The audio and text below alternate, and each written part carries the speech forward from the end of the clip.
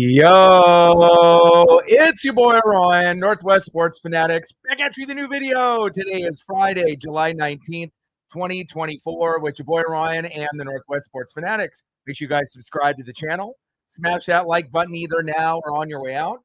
Donate to your boy if you can. Cash App $ORION NWSF or the YouTube Super Chat right here. We got the Houston Astros versus the Seattle Mariners. First pitch will be here in roughly 10 minutes. So let's cue up the music, take a look at the thumb, and let's get into the starting lineups. Let's go. Happy Friday, everyone.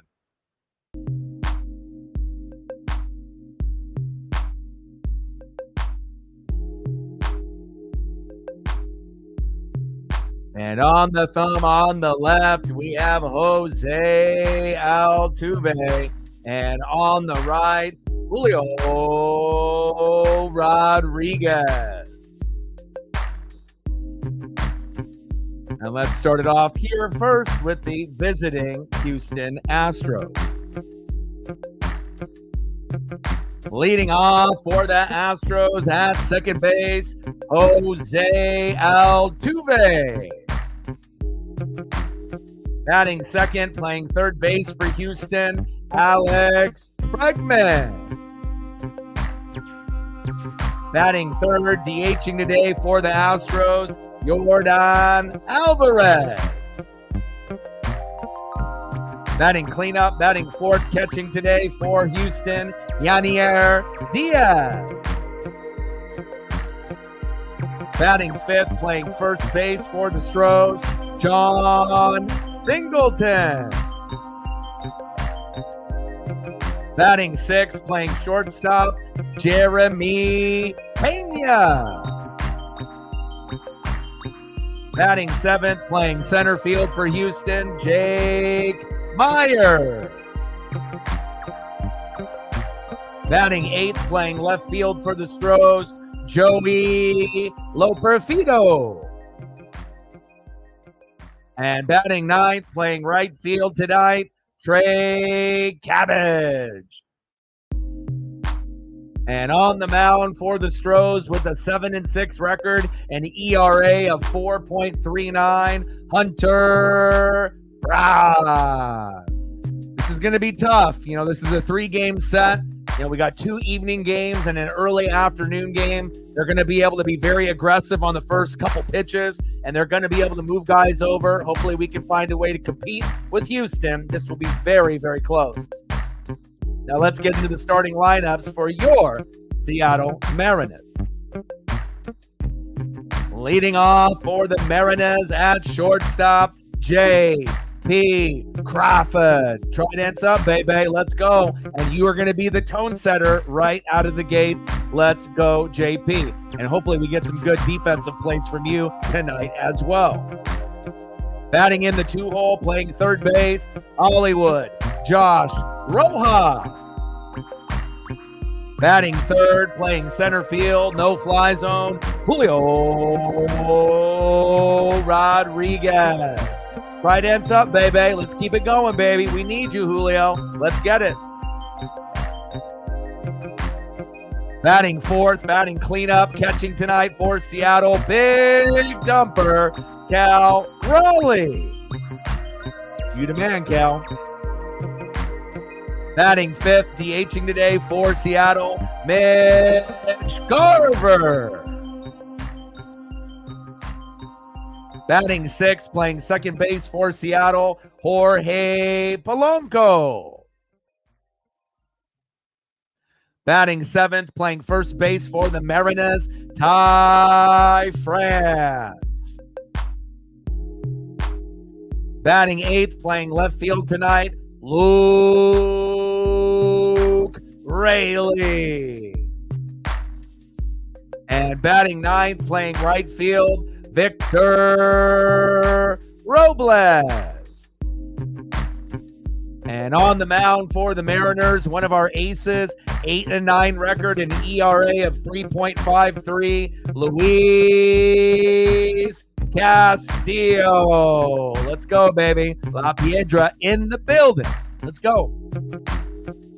Man, it feels good to be back. You know, when you end up having 2 days off after the All-Star game and the All-Star game festivities, it felt a little weird. I'm used to working every day. And of course, I got plenty of time with Paisley and I got caught up on a lot of shows. But, 2 days off in a row is a little bit too much for me. And I'm very excited for this 3-game set. And after this 3-game set is over with the Astros, we immediately jump into another series against the Angels. So we're going to be grinding probably every day for the next week and a half. Let's go, baby. Matt in the building. What's good? How are you? Let's get to 100 and donos. Let's do it. Let them know. Like, sub, donate, comment, share. Let's try to get to 20 likes within the first hour, and obviously 30 to 50 overall. And let's try to get to 100 in the donos. Your boys got bills. Let's go. Adam in the building. What's good? Megan in the building. Keeping one eye on the All Blacks playing Fiji and San Diego. Ooh, keep me posted on that. On the New Zealand All Blacks. $5 holla. Thank you so much. I appreciate you. Stacks on stacks. Racks on racks. Little Cactus Jack. Bang, bang. We're at 5. 95 to go to hit the goal. Appreciate you very, very much. Let's go. Astros in the building. Stormbum in the building. How are you? I hope you're having a fantastic day. DX in the building. What's good, brother? How are you? Yeah, I don't really know how it's going to go. It's either going to be the Mariners are going to win 2 out of 3 or the Astros are going to win 2 out of 3. But really what I feel is whoever wins this game is probably going to win the series. So I would assume if the Astros win this game, maybe we win tomorrow on Saturday, with George Kirby, and then you guys beat us, on Sunday in the early afternoon. Obviously, I know we got Luis Castillo La Piedra today. We got George Kirby tomorrow, Brian Wu on Sunday early afternoon. But if the Mariners end up winning this game number 1, right, then we'll see what happens with George Kirby tomorrow. But I don't think either team is going to sweep. I think that would be very shocking to both franchises and both franchises fans, including the Storm Bum. I don't think, either of us. Now, could it happen? Could the Mariners win 3 in a row? Yes. Could the Astros win 3 in a row? Yes. But I think these teams are slow, closely, interchangeable with some of their players. And obviously the Astros have gotten hot as of late that, you would think, 2 out of 3 should be the goal. Obviously, best case scenario is a sweep, but I think, depending on what happens here in game 1, this will determine who ends up winning 2 out of 3. Will it be Houston and the Stros and Stormbum, or it will be me, DX, and the rest of the Mariner fans here? We'll have to wait and find out, but good game, obviously, coming ahead for both of us, and hopefully it ends up being very, very competitive. Megan, let me know what you want to do for photos, and I gotcha. And like I mentioned multiple times on the stream, let's take care of our mental health.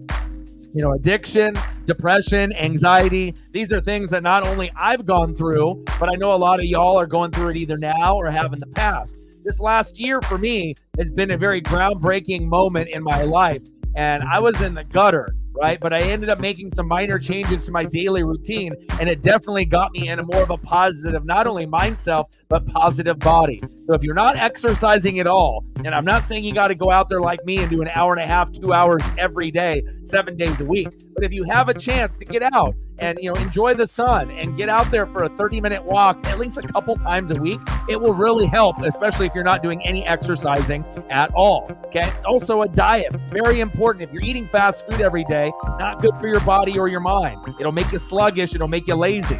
So again, make sure you're trying to eat healthy. And I know food is very expensive nowadays, but just putting a little bit of effort into your diet instead of eating fast food every single day for 3 meals a day can really help you out. And number 3, make sure you're listening to a little bit of music. It doesn't matter if you're listening from the 60s to the 70s to the 80s to the 90s or anything current that's in the country, rap, hip-hop scene or metal or rock. Just getting 30 minutes a day, and not in your car or in your vehicle, just at home. It'll definitely change your mindset, and it'll help you get around the other side a lot sooner, and it'll help you win the day. Let's go, baby. Houston Astros, Seattle Mariners, game number 1 in the set. First pitch is going to be here in roughly 1 minute or so. Let's go, Mariners. And again, leading off, obviously, for the Seattle Mariners, 8-9 record, 3.53 ERA, La Piedra, Luis Castillo. And starting it off for the Astros in the box, leading it off, Jose Altuve. Batting second, third baseman Alex Bregman. And batting third, DHing today for the Astros, Yordan Alvarez. And we're going to have to be very careful on how we end up going to Altuve and Alvarez. Now, Bregman is a sleeper player, just like Jeremy Pena. Again, the rest of the lineup seems pretty doable, but those are going to be the main four. And obviously, Hunter Brown is legit, so it's going to be very, very tough. Let's go. Well, things change from day to day with you, right? Sometimes you're going to have a favorite like Stefan, and then it'll transition over to someone else. So it's always good that I ask. You're always looking at new collectibles, and obviously your interests change every day. So I definitely have to ask. DX with a 20. Appreciate you. All right, Eric Jones. Let's do that. Nice choice. Stacks on stacks. Racks on racks. A little Cactus Jack. Bang, bang. $20 holla from our boy DX. I appreciate you. So once we get into the first commercial break, we'll get Megan's photos. We'll get a few of those out for her for Anson, and then we'll get some Eric Jones for you. We're at 25, 75 to go. First pitch, Luis Castillo to Jose Altuve is a little bit outside. 0-1 count. Let's go, baby.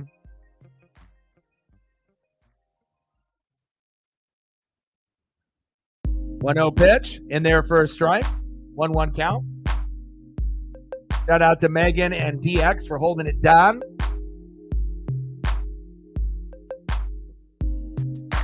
Ooh, nice. Then are you gonna put your little lapels on there, right? So that little cosplay action. That's very cool. You'll have to show me once you end up getting all the gear. Jose Altuve, last 21 games, has been on a rip. 341 average, 3 homers, 15 ribbies. He's been hot. But again, we know how to pitch Altuve, and there we go. First strikeout to Jose Altuve. We'll take it, baby. There we go. Nice job, Luis. And Altuve can't even believe it. There we go. Mariner Moose is out. Strikes him out looking. And it should have been a ball, in my opinion there. But again, we'll see how this ends up calling these, particular balls and strikes this evening. First pitch outside to Alex Bregman. 1-0 count. And hopefully if they are going to expand the strike zone, hopefully the strike zone is expanded for both teams, not just one-sided. 256 average, 12 homers, and 47 ribbies for Alex Bregman this year in 2024. Let's go, baby. Right, you got to make it authentic as possible. You're like me, so you got the pants, but it's not what they wear. But once you end up finding something similar to what they wear, then you can complete the outfit. Smart. I would be doing the same thing. Because again, it's all about attention to detail for a lot of collectors and a lot of us, here on the channel. It's about just looking at every single subtle detail in any video game that we play, in any toy that we collect, whatever it may be. It's that attention to detail that separates, the average to the best of the best. That's facts. Top of the first, 0-0, Astros and Mariners. We are undefeated in the City Connects. So I hope that we can keep this going. 2-2 pitch is outside. 3-2 count. Count is full to Alex Bregman. Let's go, baby.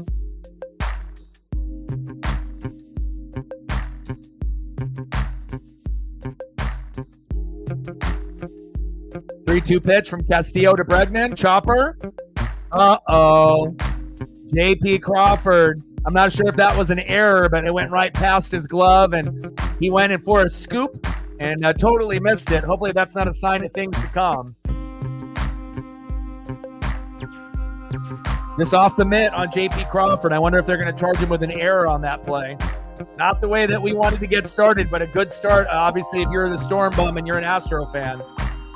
That's a little alarming. JP doesn't make mistakes like that. Very rare error for the Mariners right out of the gates. Come on, JP. Yordan Alvarez popped up.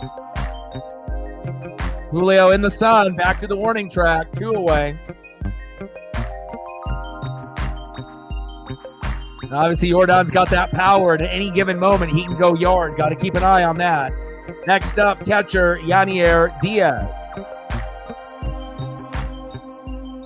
Like, sub, donate, comment, share. Help your boy out. And I wanted J.P. Crawford to come up with those big plays on defense, and he normally does. So hopefully that'll be the only error of the night.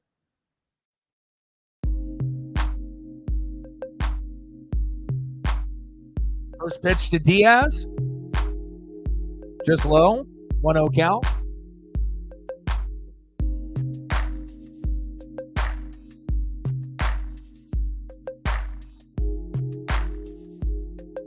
Yeah, I love me some JP. Little jam by Diaz. Force out at second. And they leave one stranded, so the error doesn't cost us anything. But still, you want to play as clean as possible, and JP rarely has errors. So hopefully he'll be able to make up for it with his bat, obviously, here tonight. Now, on the mound here in the bottom of the first with a 7-6 record, ERA of 4.39, Hunter Brown.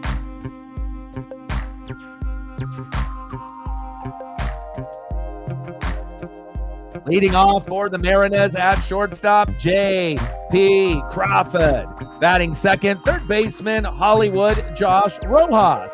And batting third, center fielder, Julio Rodriguez.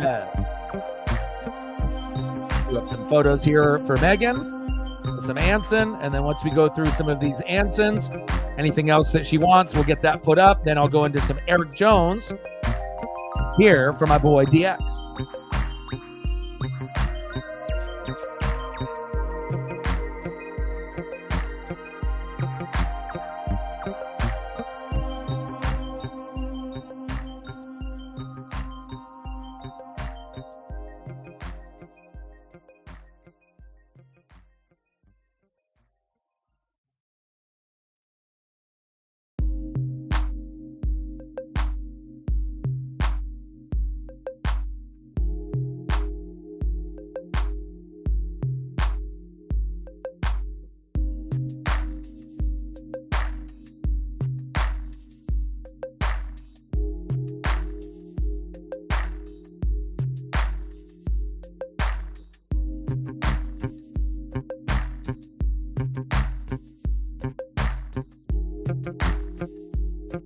Get some of these Eric Jones prep.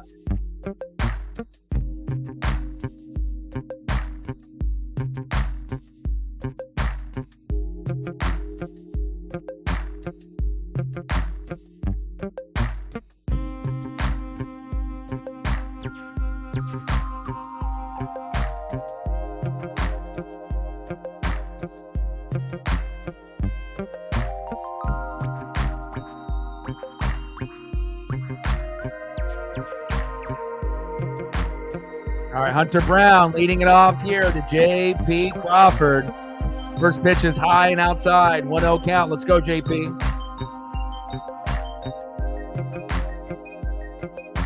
Captain Oreo in the building. What's good?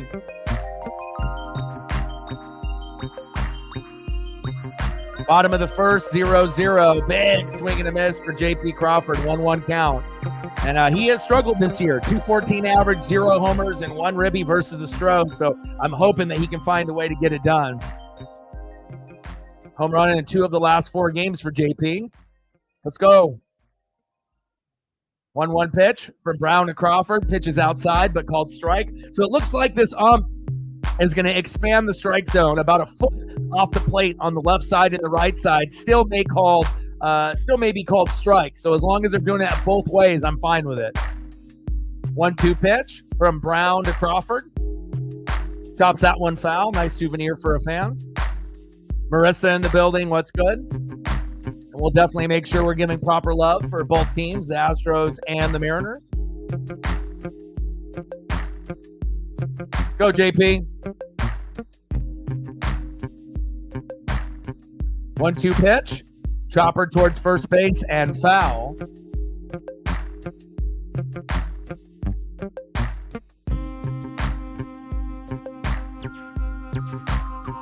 Hunter Brown, 7-6 record, an ERA of 4.39, but is good enough to get that ERA into the 3s. And again, this is not going to be easy. This will be a difficult matchup here for the Mariners tonight.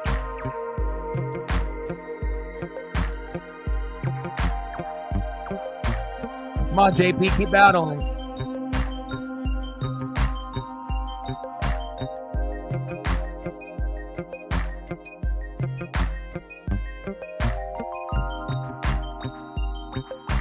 One-two pitch. Pitch is outside. 2-2 count. Come on, JP.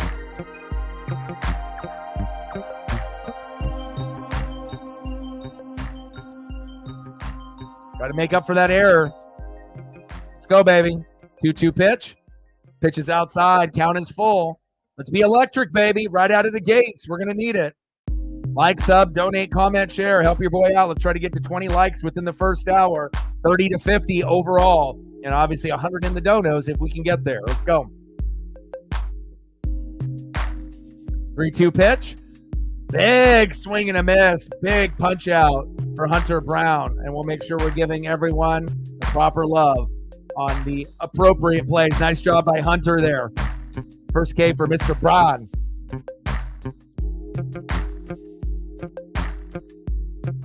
Gotta watch out for that knuckle curve. Batting second for the Mariners. Third baseman, Hollywood. Josh Rojas. Go, Hollywood.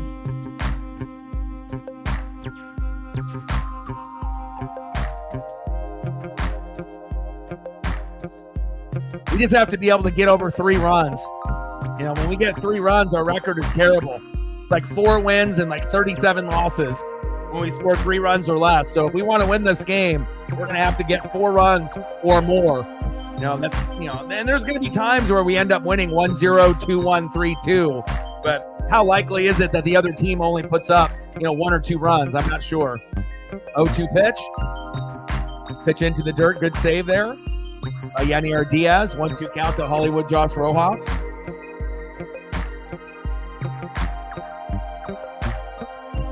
Let's go, Hollywood.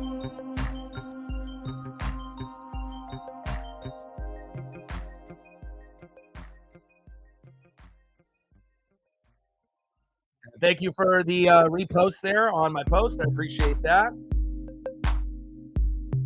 Shout out to Megan, Lauren, and Matt for that as well. And if you haven't smashed the like button just yet, please do. All right, we're at 17 likes. We got 21 in the room. We need 3 more to hit the goal for the first hour. If you haven't smashed the like button, do your boy a solid. 1-2 pitch from Brown to Rojas. Pitch is low and outside. 2-2 count. Come on, Josh.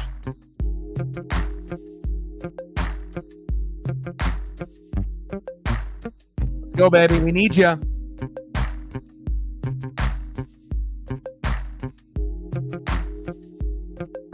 Two pitch from Brown to Rojas. Rojas fouls that one off.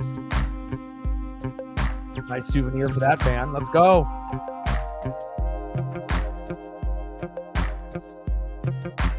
Let's go, Hollywood. We're going to need that bat, baby. Let's go. Bottom of the first, 0-0, Astros and Mariners. Mariners undefeated in the City Connects this year. I believe we're trying to go 9-0. Hopefully we can find a way with these City Connects to get it done here at home, especially if we want to win the series. We got to set the tone in game number 1 and then either try to win game number 2, lose game number 3, or win this one, lose tomorrow, and then win, obviously, on Sunday afternoon. 2-2 pitch from Brown to Rojas. Rojas is battling. Count remains 2-2.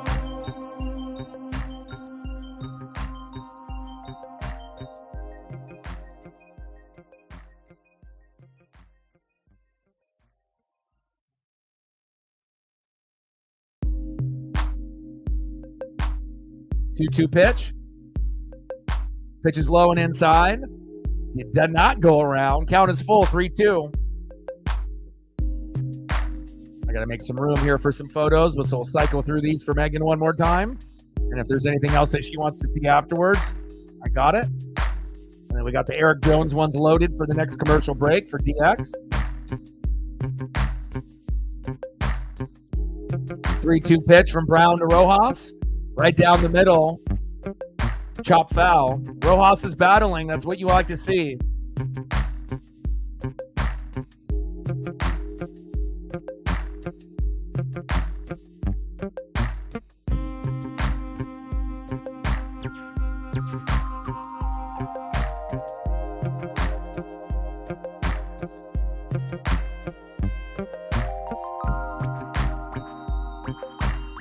That one chop foul.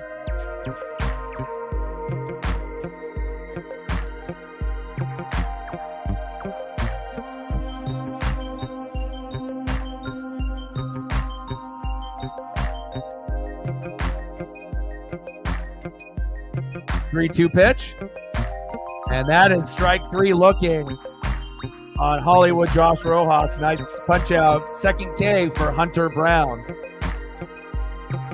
And there's going to be a good opportunity for each pitcher to get 7 to 10 Ks today. You know, it might end up being a 4 to 7 K day for Luis Castillo, but for Hunter Brown, getting 7 to 10 seems very likely. Nice job by Hunter Brown. 2 away.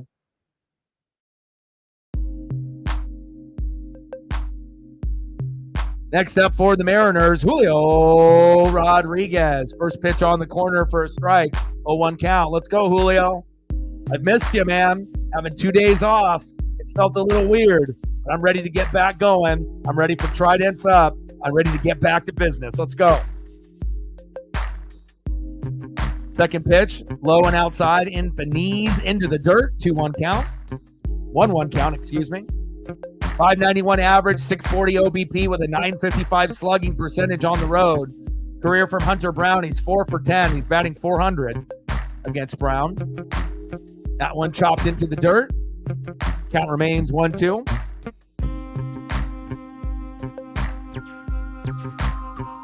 I'm doing good. How are you doing, man? I know you're almost off work.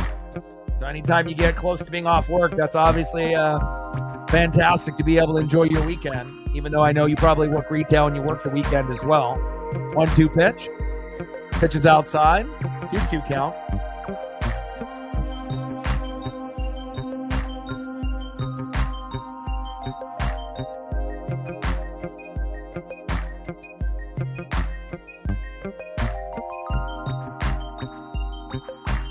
Two pitch to Julio. Dribbler towards third base. Throw to first. Got him. Easy inning there for Hunter Brown and the Astros. End of the first inning. We're knotted up here at 0. I'll try to get into some Eric Jones. Megan, if there's anything that you want to see after, let me know. Lucas, the Brazilian beast, is back. What's good, brother?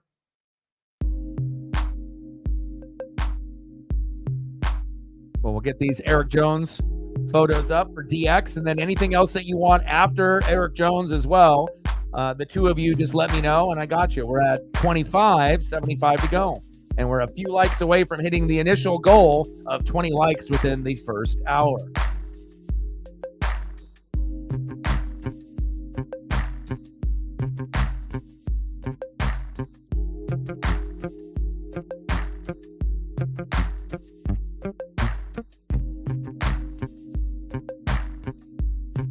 A little bit of old school, a little bit of new school.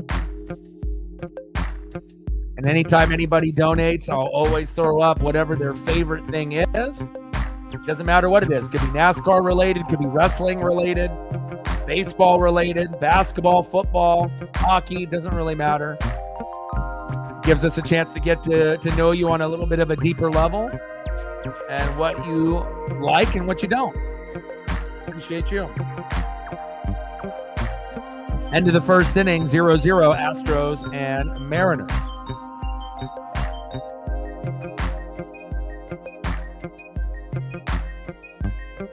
See if I can squeeze in one or two more for you.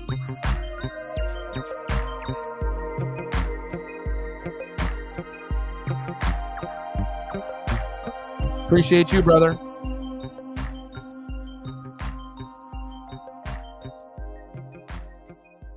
And I think it's cool that you like Eric Jones as like one of your top favorite drivers. You know, there's not going to be a lot of people unless you know him personally or you have some type of connection, you know, with this particular driver.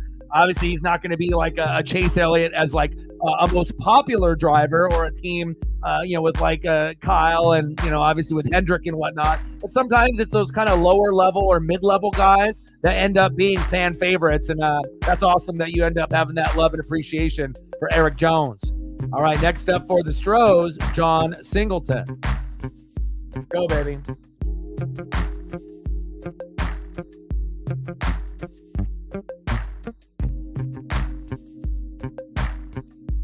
Nice souvenir for a fan there, scrapping for that ball. Post-game fireworks tonight here in Seattle. Luis Castillo, 8-9 record, 3.53 ERA, trying to end up getting to a 509-9 record and will definitely be one of the key components for us here at the back end of the season here in 2024 post All-Star break as we're getting into the trade deadline.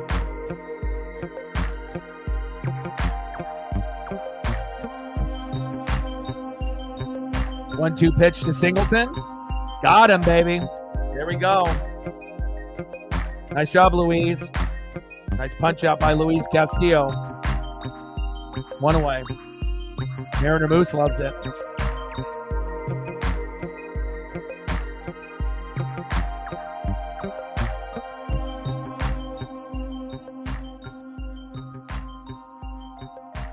Next up for the Astros, shortstop Jeremy Pena.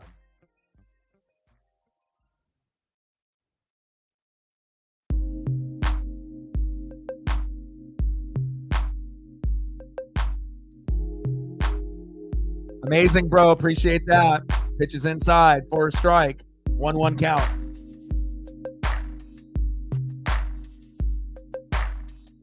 Oh, no worries, man. I grind pretty much every day, so you come through as often as you can. We appreciate you. That one chop foul. 1-2 count.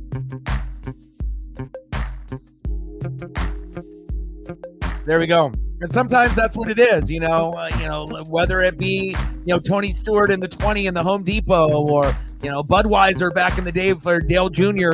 We're always going to have these certain connections either with the sponsors or with the drivers themselves. Big facts. Top of the second, 0-0 Astros and Mariners. 1-2 pitch to Jeremy Pena. Pitches low and outside. 2-2 count.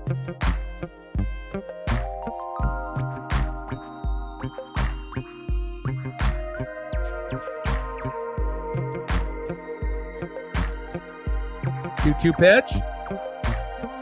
Jeremy Pena, one of my favorite players on the team besides Kyle Tucker. Nice job. Obviously, Yordan Alvarez is a beast as well. But I kind of like the sleeper players on the team, the guys that don't get as much pub, as maybe the guys at the top like Altuve or Bregman and Alvarez. Give me Kyle Tucker. Give me Jeremy Pena. Those are my two favorite on the Astros, even though they are our number one rival. Nice base knock from Jeremy Pena. Next up, center fielder Jake Myers. We're in the top of the second. One out, runner at first, 0-0 Astros and Mariners. Let's go. Jay in the building, what's good?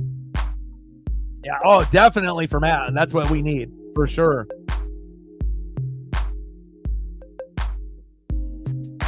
That one chop foul. 0-1 count.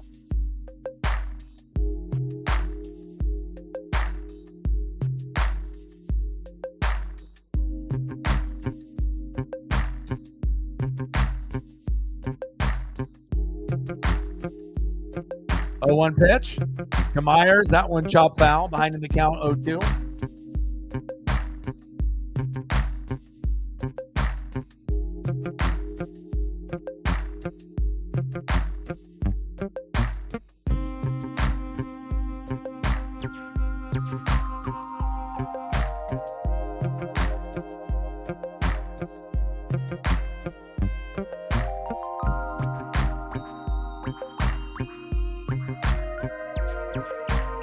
Pitch from Castillo to Myers. Myers crushes that one. But staying in foul territory. There we go. Ty France. What a catch. There we go. 2 away. We'll take that.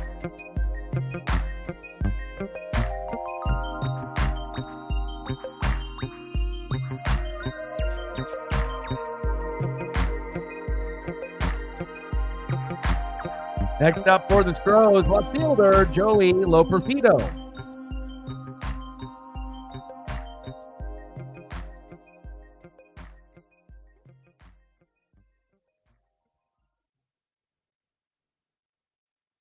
Pitches outside.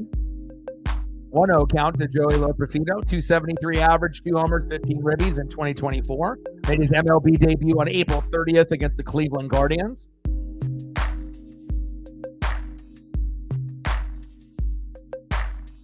And one advantage that we're going to have, obviously, tonight is no Kyle Tucker, unless they end up having him pinch hit late in the game, which I assume they will.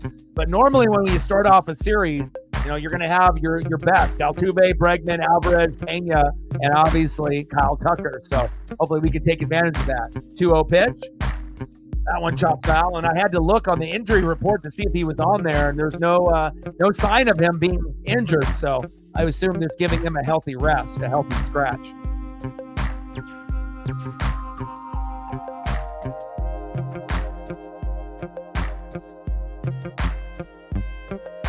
Two-one pitch. That one chopped foul. Count now 2-2. Got you. We'll see if they format to the screen. Sometimes it's all about the size of the photos. But if I can convert them over, I'll definitely bring them over. And even if they don't fit the screen, if those are some of your favorite ones, then I will be able to transfer those over, and I'll put them in your file. You and DX both have files now. Little ground ball, throw to first. There we go. We leave one stranded. I like that.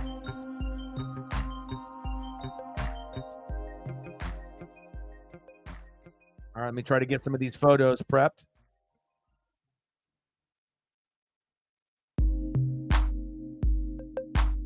Like, sub, donate, comment, share. Help your boy out.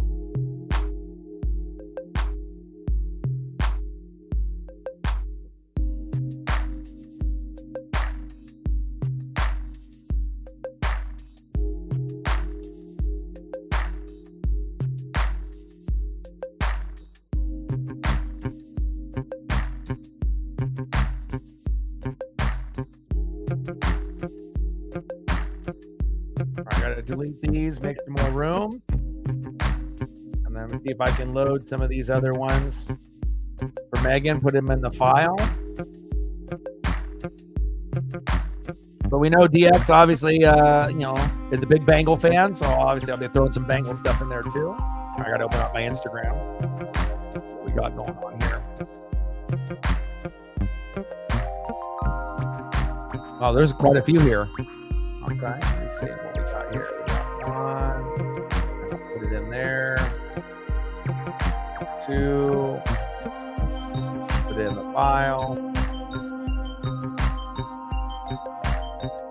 3. Put it in the file.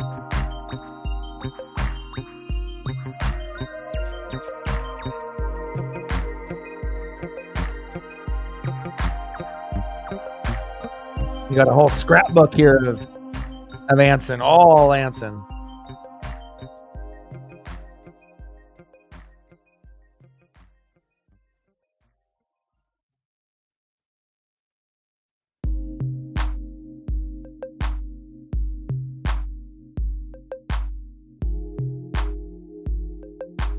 All right, I got them all transferred over into my file, and then we'll see if I can convert them over. Some are not going to fit the screen, but still, as long as it's not too, blurry and whatnot. Chris in the building. What's good? Lucas with $1. What's good, brother? The Brazilian Beast is back. Stacks on stacks, racks on racks. A little cactus jack, bang, bang. Next up is Cal Raleigh. Alex Bregman running up and getting that one away. Appreciate you. Let me know what you want to do for a Mariner photo, if that's what you're looking at, Lucas, and I got you. Just hoping that Cal Raleigh could work the count a little bit right there, but a little bloop out. One away for the big dumper. Next up, DHing for Seattle, Mitch Garver. It's a little hot here. We're having 90 to 95 temperatures today and tomorrow, but after that, it should be a little bit cooler here in the Pacific Northwest.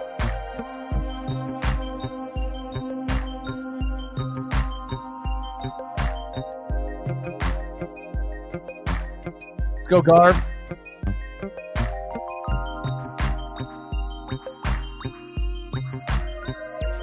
Uh-oh, broke the toes. Slipped around. You fucked around and found out, huh? No, we're at 26, bum. Because that's he's actually in a different country. So if you look at the R that's in front of the dollar sign, it actually converts just to $1, not $5.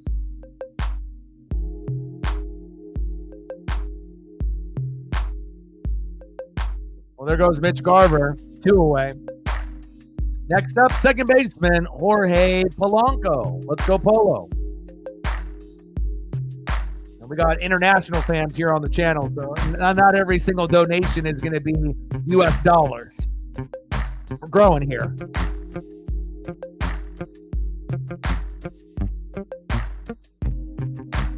First pitch to Polanco, outside, 1-0 count. 197 average, 5 homers and 18 ribbies for Polo here in 2024. Got the Boo Birds on him, for a while. Then he had 3 quality games in a row. Let's see if he can get back to his winning ways. There we go, in between the gap. Go, go, go. Hell yeah, Polo. Great to see that, after, his struggles early on. Jorge Polanco, my boy. Okay. And again, you keep doing that, you're not going to get booed, all right? We're going to need you to step up. Nice job, Polo. You're still probably the, player that's the most, hated on for obvious reasons, not producing, in the box and, being a little bit of a liability defensively. But as of late, you've kind of turned the corner, and we like that. Nice job, Polo.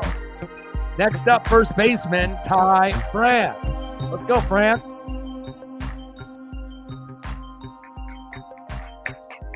Drew in the building. What's good?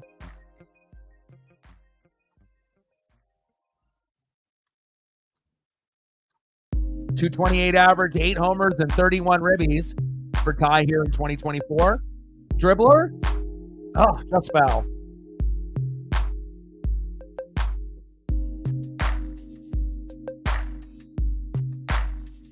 I got you.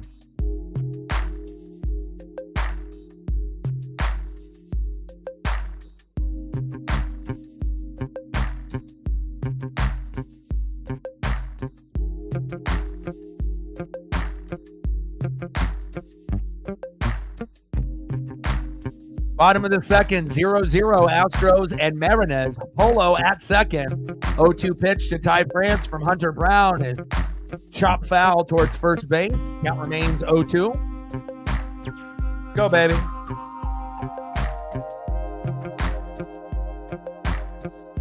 Let's see where we're at. Did we hit 20 likes yet? We're at 42 minutes in. I think we should have gotten to that number. Nice. We're at 25. There we go. If you haven't smashed the like button just yet, please do.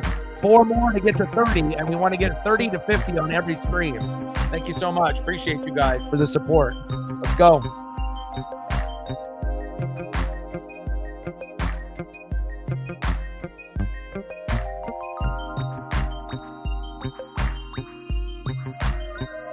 Come on, Ty. Little dribbler. There's out number 3. We leave one strand. It's still knotted up here at 0 in a pitching duel.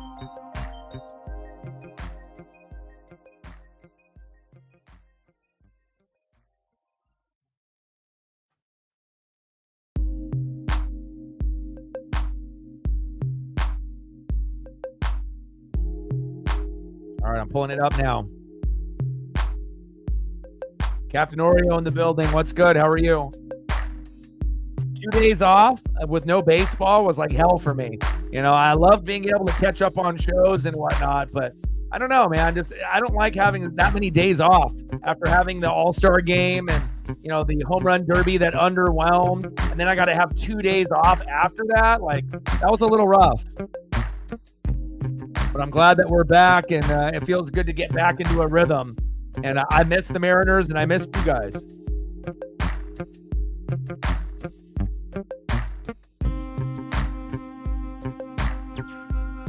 Get you one more nice action shot.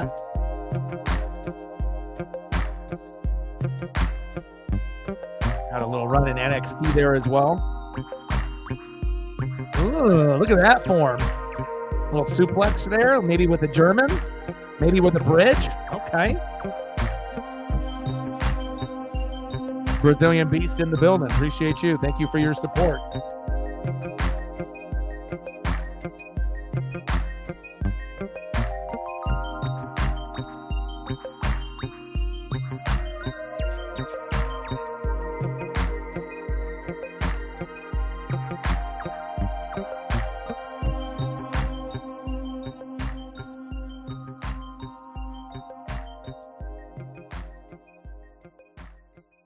Yeah, a lot of these dimensions on the photos are, some of them are pretty like, the dimensions are big and that's good for the quality. And then some of the other ones are a little distorted, but I'm looking through them right now.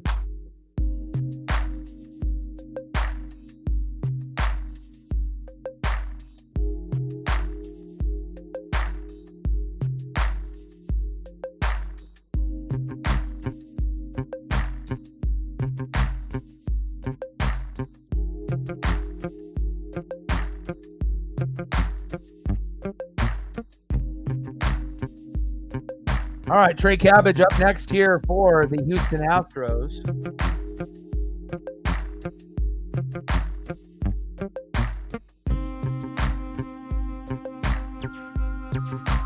Top of the third, 0-0. Mariners and Astros. Right fielder Trey Cabbage getting a chance to see what he can do here for Houston.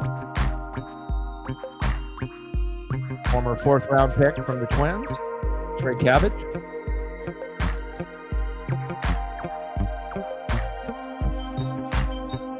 Two-two pitch from Castillo to Cabbage.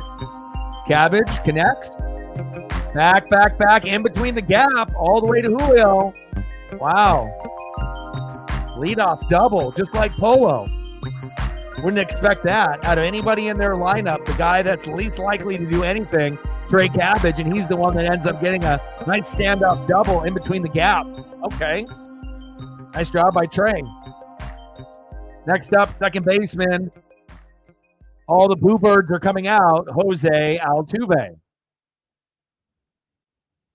Seems like Altuve and Carlos Correa can never get away from the boos. As long as they're playing in the majors, they're going to hear those boos, it seems like forever. Altuve with a great bunt.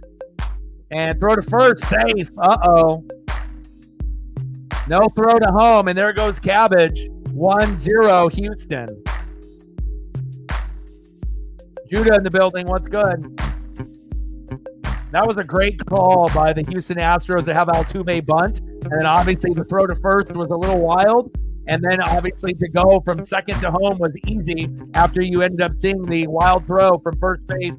Good base awareness by Trey Cabbage going from second to home off that wild pitch to first. And a great job by Altuve to bunt in that scenario. They're going to be aggressive. And that's what baseball is all about. Sometimes it's about doing something that, maybe you would think that they wouldn't do in that scenario. And hopefully the Mariners can learn from that, and we can end up doing a bunt or two at some point in this game as well. 1-0 Houston. Next up is Alex Bregman. That one chopped foul, 1-1 count. Hope everyone's having a fantastic Friday.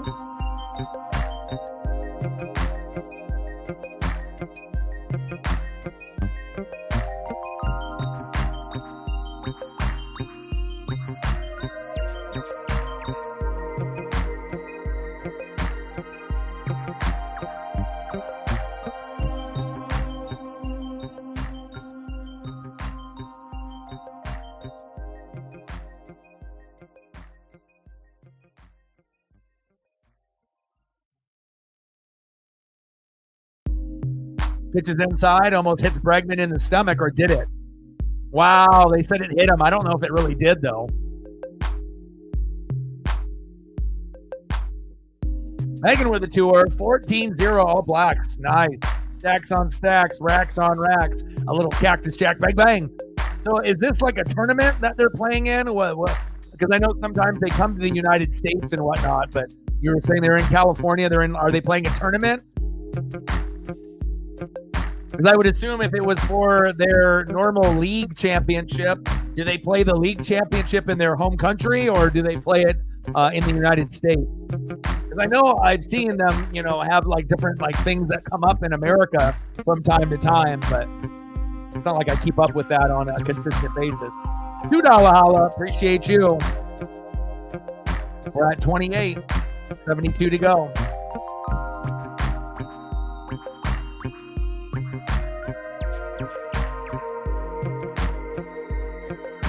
Next up for the Astros, with runners at first and second in the top of the third with a 1-0 lead. DHing today for Houston and H-Tan Jordan Alvarez. Got to be careful here. he ends up going yard here and we get down 4-0, this game is essentially over. We have to be very, very careful.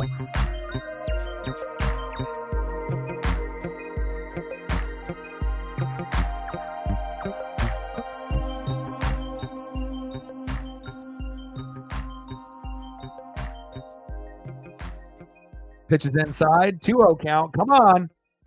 La Piedra, get it going.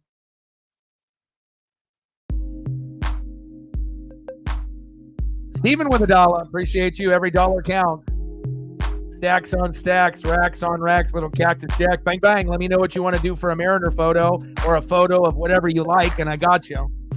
You want Ichiro? I got you. Tell me. Oh, it's a tour match? I got you. How many matches do they play in the United States for the different teams that are out there? Like a couple a year? Uh-oh, base is loaded. Uh-oh, Yordan Alvarez.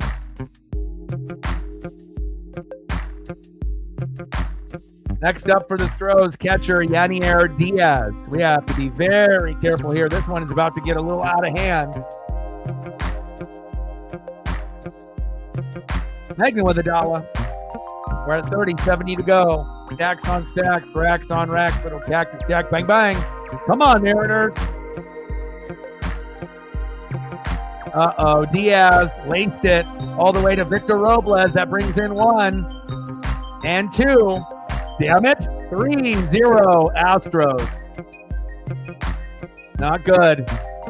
You know, especially when you got your pitching staff. You know, we always talk about how good the Mariner pitching is. But also you have to realize, yeah, we got some good pitchers, you know, but the Houston Astros are one of the best hitting teams, even though their record may not suggest that. They're very close. They're, you know, not that far behind from the Mariners. We're 52-46.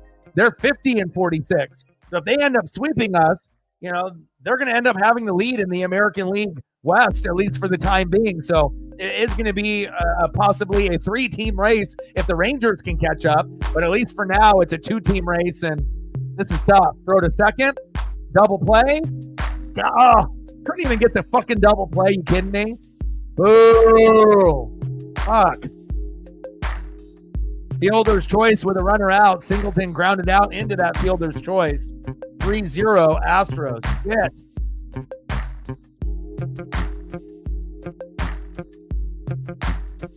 Next up, shortstop Jeremy Pena. 3-0 Astros. Fuck. But that's what happens, you know, with the Astros. They're a solid team. You know, and again, they had injuries at the beginning of the year. You know, pitching and hitting has been kind of hit or miss in the early part of the season. You know, pitching was not very good, but hitting was pretty good. Now the pitching is starting to get healthy, and now you're getting, you know, a team that's trying to catch the Mariners, and it'll probably be very, very close when we get towards the end of the year. 276 average, 7 homers, and 41 ribbies for Jeremy Pena.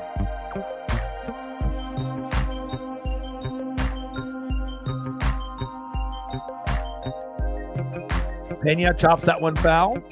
1-1 count.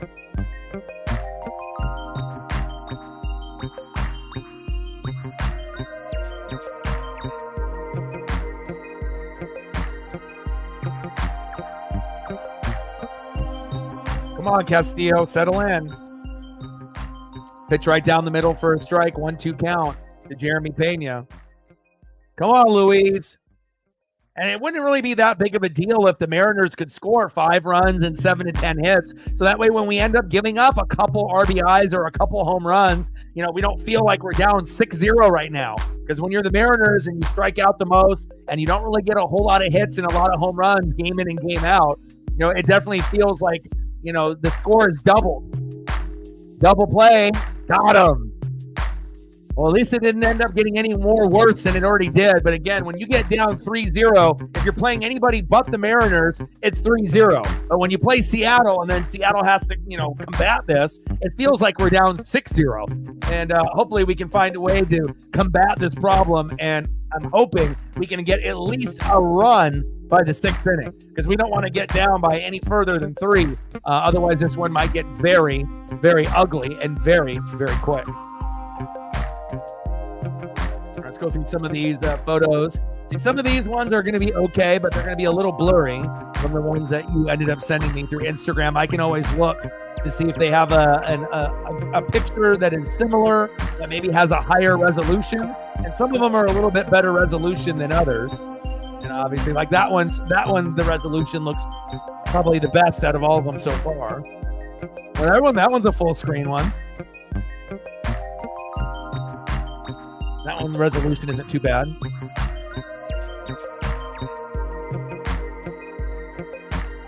Appreciate you. And we'll throw all of those in the bucket.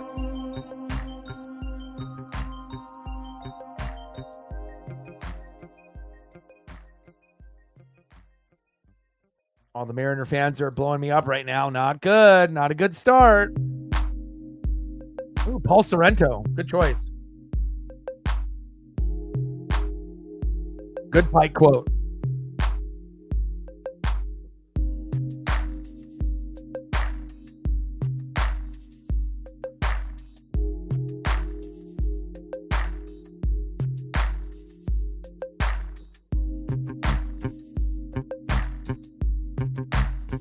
You know, it's crazy. I saw Paul Sorrento when he was on the Portland Beavers back when I was a kid.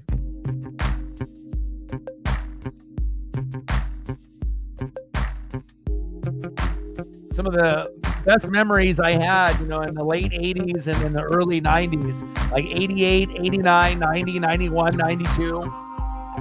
And the Beavers ended up doing these really cool baseball cards, obviously, for their AAA affiliate, which was the Minnesota Twins. But I totally remember Paul on the Beavers back in the day. And again, if you couldn't go to Seattle back in the day, this was the closest thing in Oregon that you could, you know, see that was professional. It was AAA, and the Beavers were a pretty solid team back then.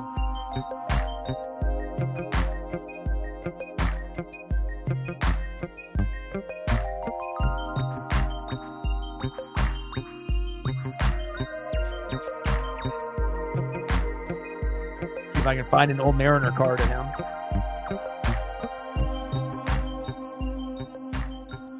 Oh, good old Paul. Definitely not like one of the most like popular players, and you know he played on a couple different teams and whatnot. But just kind of cool to be able to come up with this kind of randos.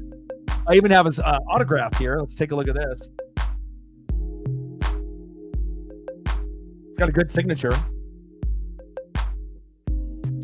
Ooh, look at that with the autograph photo. Choice.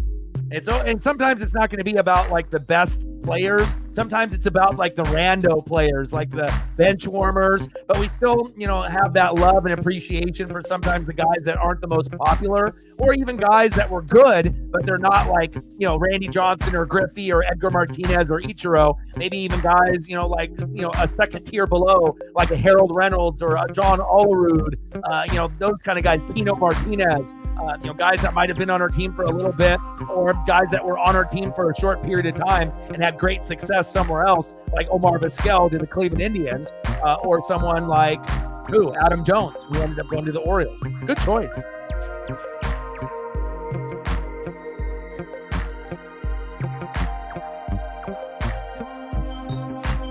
I know my dad has got a set of those Beaver cards, but I was thinking about going on eBay and just buying like a set for like $10 or whatever, and just being able to have those memories back when I was like 10 and kind of reminisce on the names, the Bernardo Britos and the Terry Jorgensens and the Paul Sorrentos. Good memories, man.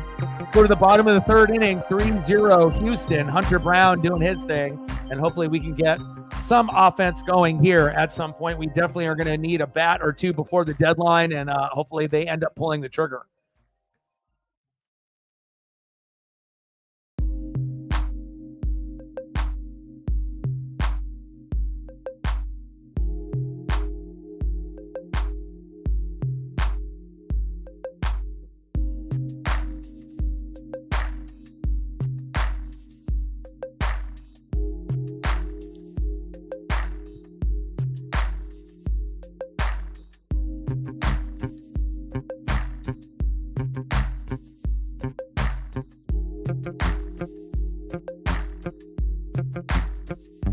All right, we need 2 more likes to get to 30. If you haven't smashed the like button just yet, please do. We need 1 more to get to 30.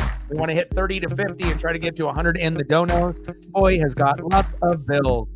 And I ended up getting a letter today, about my internet bill going up another like $20. So, it's crazy. Like, my cell phone went up, like another $20 per month. Internet bill went up another $20 a month. So obviously the grind is real. And I'm going to have to really push, obviously, moving forward, because when you're used to paying like 100 and then it goes to like 120, or you're paying 75 and then it goes to 100, sometimes you don't notice it that much, but obviously depending on your bills, it can definitely add up. All right, we're in the bottom of the third, 3-0 Houston. Next up is Julio Rodriguez with runners on the corners. Let's go, baby. 0 for 1 with a ground out in the first. First pitch to J-Rod, pitches outside, 1-0 count. Come on, Julio. We need something here, baby. Trident's up. We need that electricity.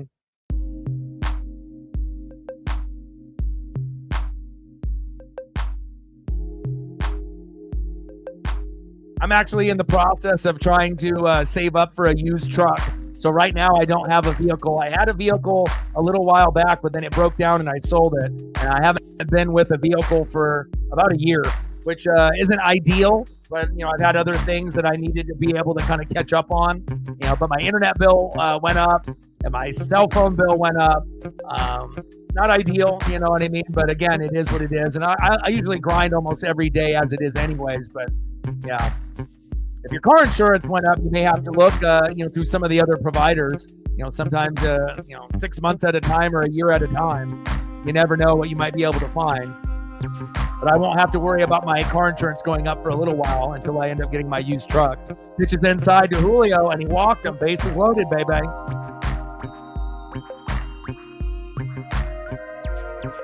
Yeah, that's a pretty good jump. Also depends if you have full coverage or if you have just liability. All right, here we go. Next up, big dumper, Cal Raleigh. Let's go, Cal. With one swing, we can get back into this game. Let's go, big dumper. Let's go, Cal Raleigh. Let's go, baby. First pitch, big swing and a miss. 0-1 count, 2 grand slams so far in 2024. This season with the bases loaded, he's 3 for 7. 2 home runs, right, with 13 ribbies. Cal Raleigh can get this done. Let's go.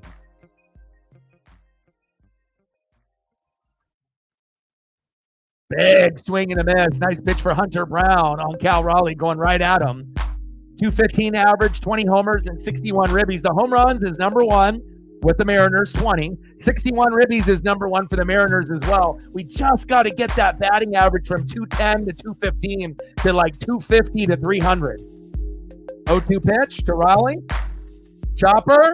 Line drive, and he leaves the bases loaded, stranded. Tough.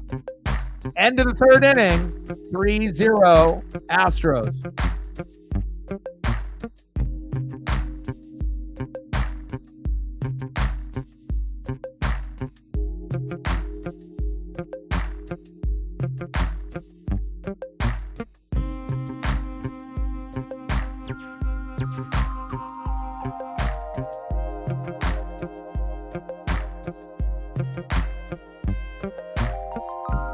Yeah, we're undefeated. We're like 8-0, so this would be 9-0 if we win. So we're undefeated. It's our best jersey type, so we'll see.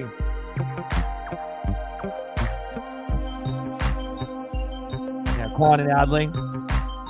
And then the Beavers ended up getting the number 1 pick in the draft this year.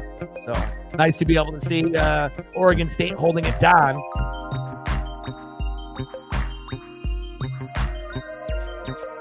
And you got to remember, hitting has been tough, but again, we have to get past the starting pitcher, and that's why we usually don't put up a whole lot within the first 6 innings. Usually it's like kind of a sprint, not necessarily a marathon. The 7th, 8th, and 9th were very, very good, but we have to find a way, against starting pitching to be able to get at least 1 or 2 runs within the first 6 innings. And if you notice, the games that we do are usually the games that we win. And the games that we don't typically get anything in the first 6 innings, we'll win those games, maybe 25% of the time. It just depends on how much we're down by at that particular point. And the Astros are a good team. They're going to probably make a wild card. Either they're going to win the division or the Mariners, depending on what happens at the trade deadline. And I hope the Mariners can hang on and win the division, and then the Astros can, fight for a wild card spot. But, they definitely have caught up. And the main problem they had early in the year was pitching. Ours was hitting. They fixed their problem. We haven't fixed ours just yet. So DX with a 5-er. Nice. Stacks on stacks. Racks on racks. A little cactus jab. Bang, bang. Appreciate you. Let me know what you want to do for photos. And I got you.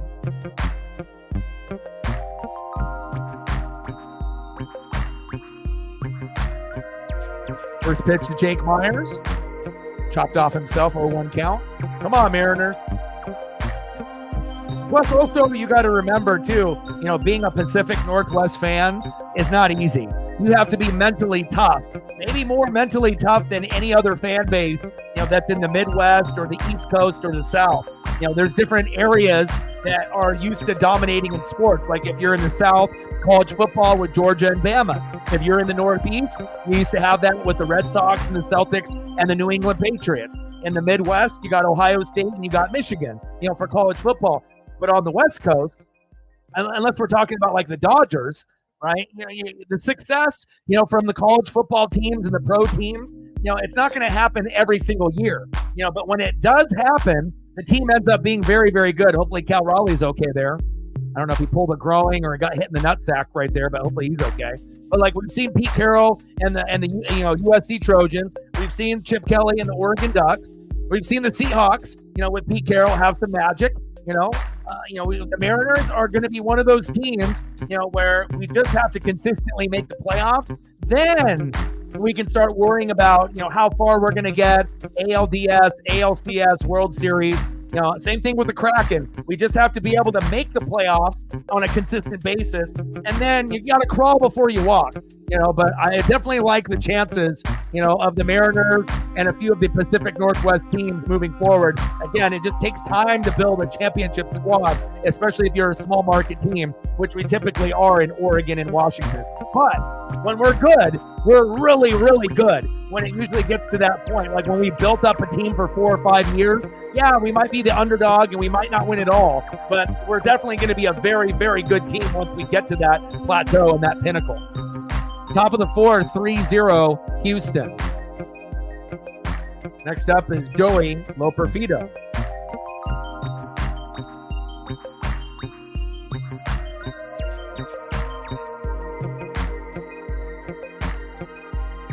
Little chopper towards first base. There we go, 2 away. Easy out there on Joey. Next up, right fielder Trey Cabbage, who had a nice stand-up double at his first at-bat.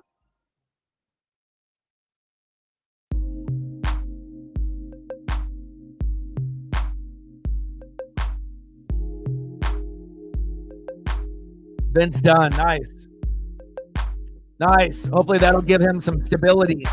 Obviously being married. I'm not sure if he's got kids with this individual yet, but anytime you get players that end up getting married or end up having kids, things change a little bit mentally and physically.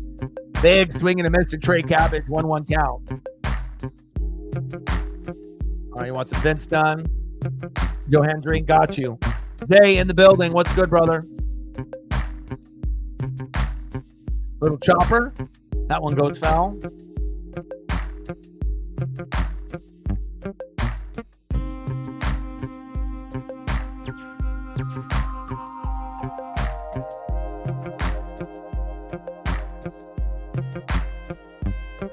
One-two pitch. Pitch is low and inside, in the dirt, at the knees, 2-2 count. And again, I've been watching the Mariners, since I was a little kid. And they've only had like 4 good years that really stood out of like 39. So again, for a lot of fans to go 20 years without making the playoffs, they wouldn't be able to handle it. They're not as mentally tough as us. Some people quit on the team, and that's fine. You know what I mean? But a lot of us, we stuck it out, and we love our teams, and of course we want to be able to see our teams have success. But to go through 20 years of any professional team as one of your favorites not making the playoffs, it definitely changes you. as a fan. And again, you get a lot of these people that are just getting introduced to the Mariners, and they're complaining and they're bitching and they're moaning. Like, imagine going through what you're seeing this year for another 19 years in a row. Would you still be a fan? And for some of those people, they wouldn't be. So again, being a fanatic isn't going to be for everyone. Big facts. Let me try to get some photos up. Yeah. I still think we can come back and at least hopefully get close to this game. But again, hitting is definitely tough for the Seattle Mariners.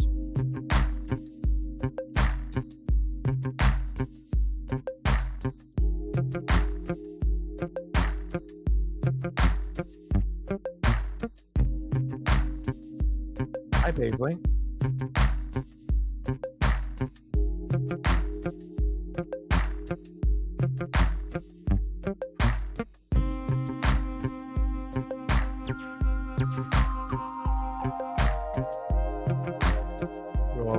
Vince Dunn and Hendrick.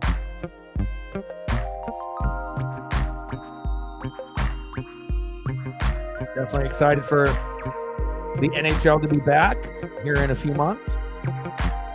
Give us more content to do on the channel once obviously we transition off of football. And then we're waiting for baseball. It's nice to have.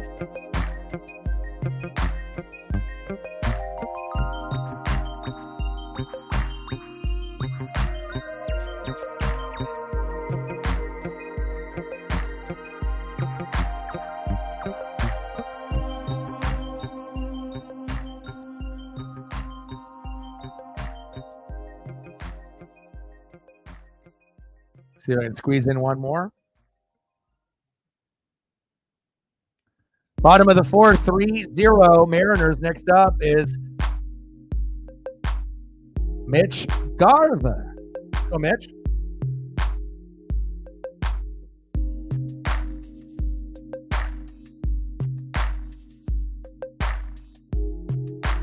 Come on, Garv. We need you. Someone needs to bring that electricity. Mariners fans need that mental health to be better. Let's go. 173 average, 12 homers, and 37 ribbies. Pitches outside, 1-2 count. But if we can add one or two bats to the lineup, maybe a first baseman and a right fielder, that could really change the dynamic. And then, depending on who we trade away, we might even see a player or two get called up, from AAA, single A, high A, double A, or triple A before the season ends. I don't necessarily feel that the lineup is completely set in stone. And I'm not sure if we're going to get Harry Ford or Lazaro Montes or, Cole Young or Colt Emerson just yet. But those are four studs to keep an eye on in the Seattle Mariner organization.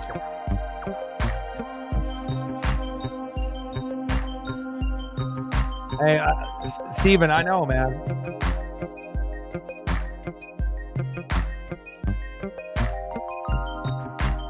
$26.5 all black. Ooh, domination.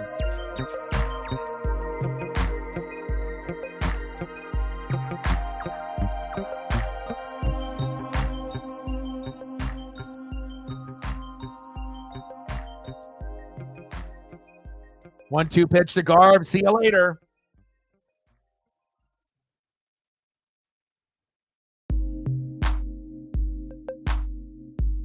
One away.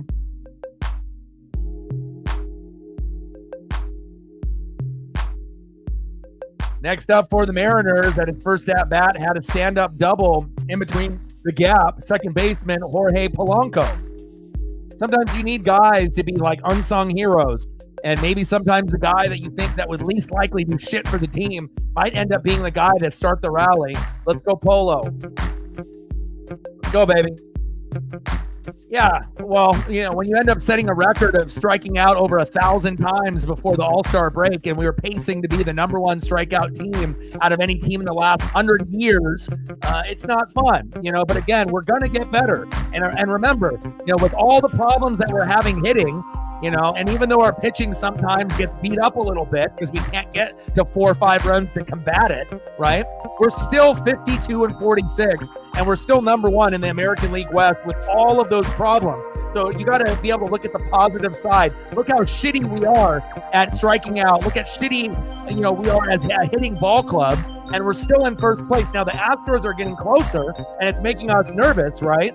And if we can make a couple moves, maybe we can get back on track. But again, we don't have any 300 hitters. We strike out more than anybody.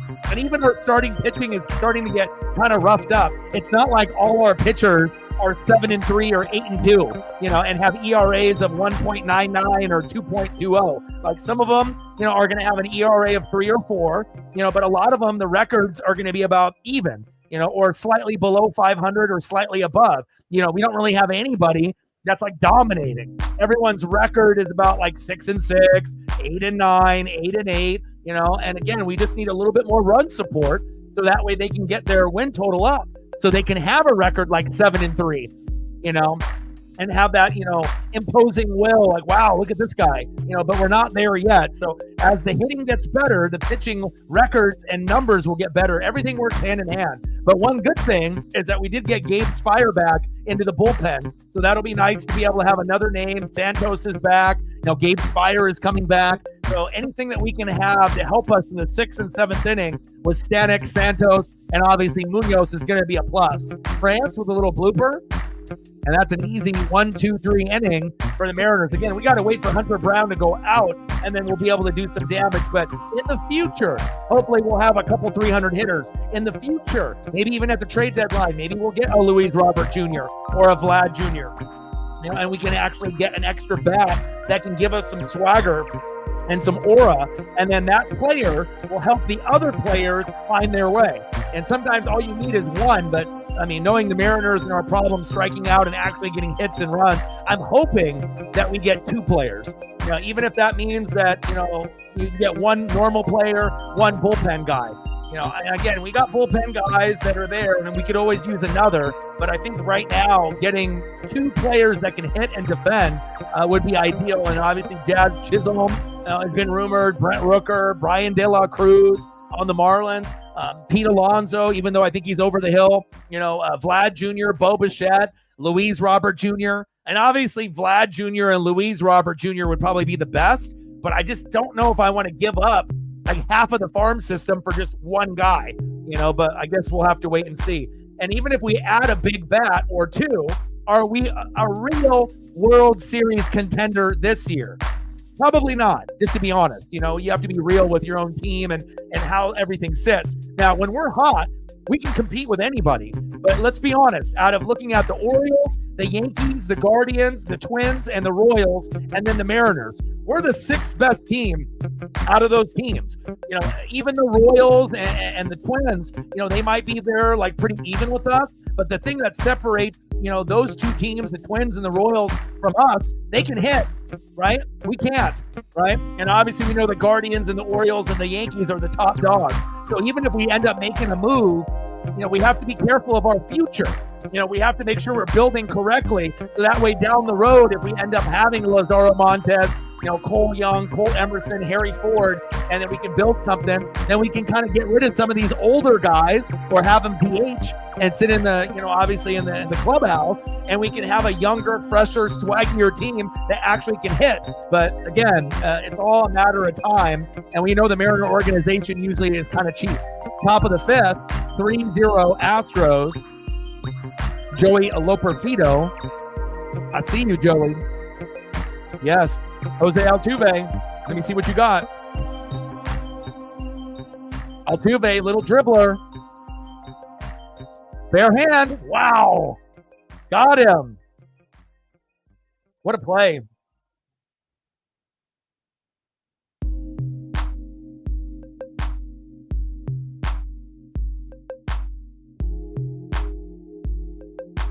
Look at Rojas. Rojas has been much better as a defender at third, because we all love Eugenio Suarez. Good vibes only, right? Yeah, he struck out a lot, but he could have actually hit 30 to 40 home runs, and he was a top 10 third baseman. Hollywood Rojas has turned himself into a top 10 defensive third baseman. Now, his hitting has gone downhill. At the beginning of the year in the 9-hole, he was batting 300 to 350. That's disappeared, but at least the defense has gotten better for Rojas, and hopefully he can get back to his old ways.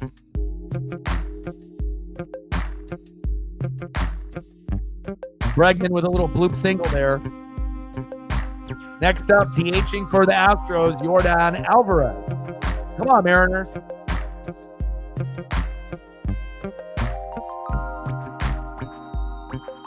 Yeah, but again, I think every Mariner fan, we're already, we're living through a lot of baseball hell, and we have for a long, long time, right?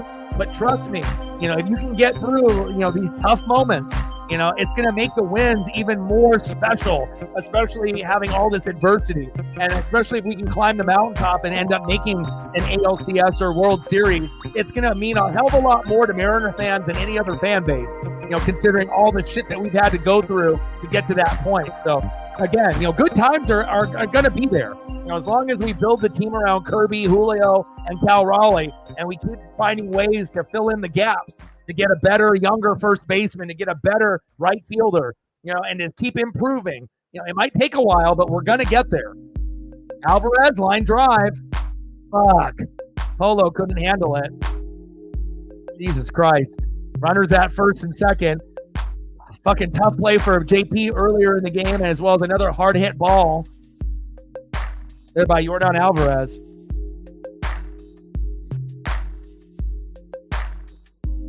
Well, right now it's 52 wins, 46 losses for the Mariners, 50 wins, 46 losses for the Astros.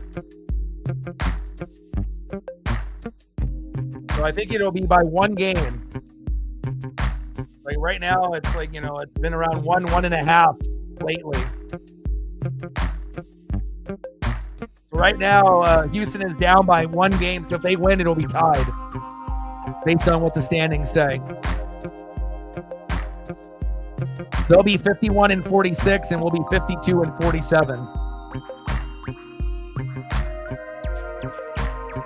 Top of the fifth, 3-0 Astros. Runners at first and second with one away. Next up is Yanier Diaz. Pitches inside for a strike. Come on, baby. Let's go. Like, sub, donate, comment, share.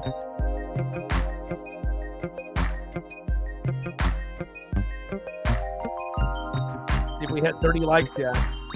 Where are we at? 31. We need 9 more to get to 40. If you haven't smashed the like button just yet, please do. 8 more to get to 40. We're at 32. We want to try to get to 40 or 50 for the stream. Top of the fifth, 3-0 Astros. Runners at first and second, one away. 1-2 count from Luis Castillo to Yanier Diaz. And I feel also, too, since we have the inability to hit, and we can't get home runs, we can't get a lot of hits or RBIs, that's more pressure on the pitching staff. And a lot of times, when a pitcher gives up 1 or 2 or 3 runs, it's not bad. That's what pitchers normally do. But the problem is the Mariners can't combat that. So it ends up making this 3-0 lead feel like 6-0. And then a lot of Mariner fans get depressed, because they think that we're not going to come back. And again, you have to be positive. And some games we will come back. But if we dig ourselves too big of a hole, we fucking won't. Here we go. Double play opportunity. Fuck! We can't get a double play for the life of us. Jesus Christ. Third double play opportunity wasted. Fielder's choice with a runner out. Unbelievable. Can we get a replay? Polo, let's see the throw.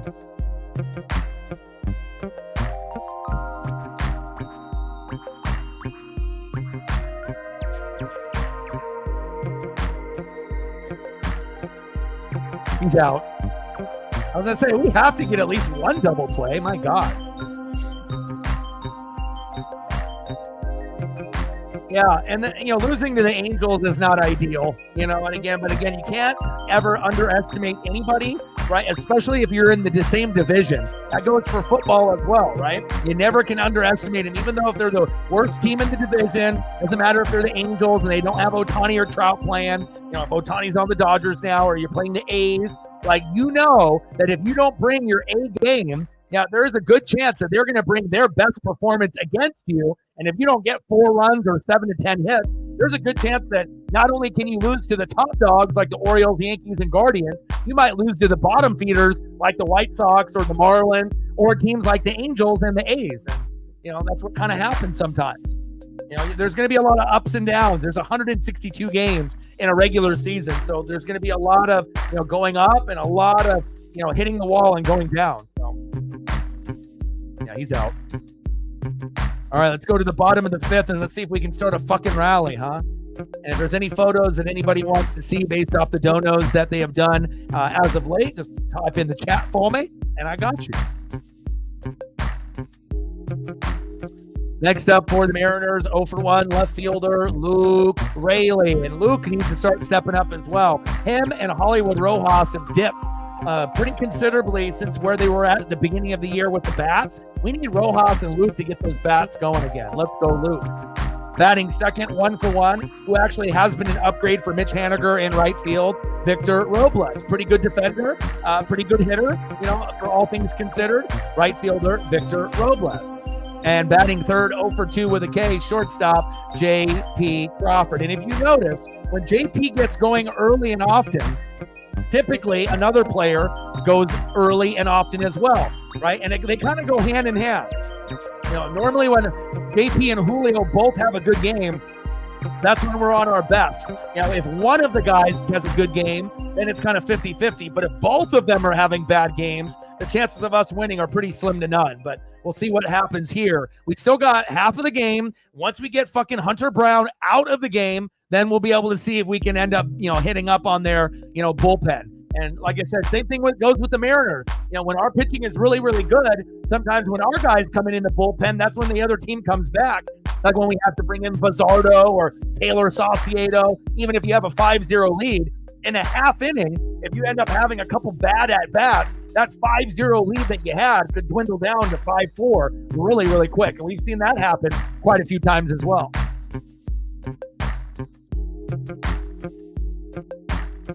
And 3 errors by the Seattle Mariners. We have just as many errors as hits, which is very uncharacteristic. Now, in the top of the third, Altuve reached on a bunt single to third. Cabbage scored on a throwing error by the third baseman, Rojas, 1-0 Houston. Then Diaz singled to right. Altuve scored. Bregman scored. Alvarez to second. 3-0 Houston, and that's pretty much the scoring. Houston's got 5 hits, 3 runs. We have 3 hits, 3 errors, and we have a goose egg. Come on now. Big swing and a miss for Luke Raley, 1-1 count. Get the intro here in a moment.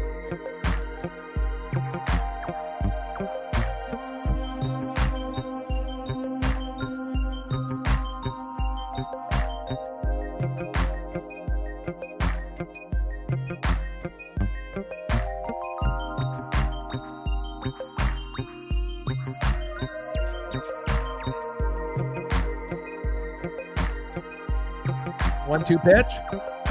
Pitch is low and inside. 2-2 count. I'll get the Joe Hendry up here in a second as well after those been stuns.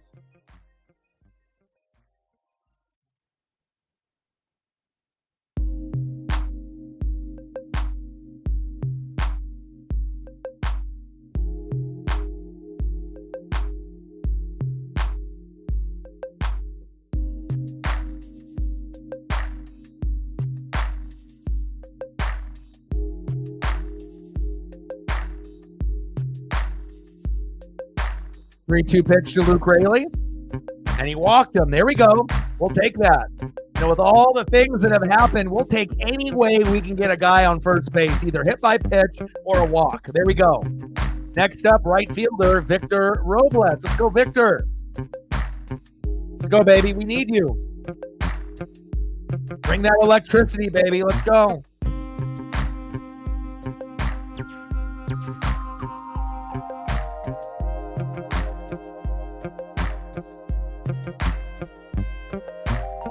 Oh, nice bunt attempt by Robles. Safe. Hell yeah. There we go. Good job. And remember, like I said, once they hit us with the bunt with the Jose Altuve, we got to give them their medicine right back to them. And I'm glad that Scott Service ended up singling a bunt right here by Robles. Robles could have gotten a hit, on his own by swinging the bat, by just, by being smart and going outside the box a little bit and doing the bunt. That was beautiful. Nice job.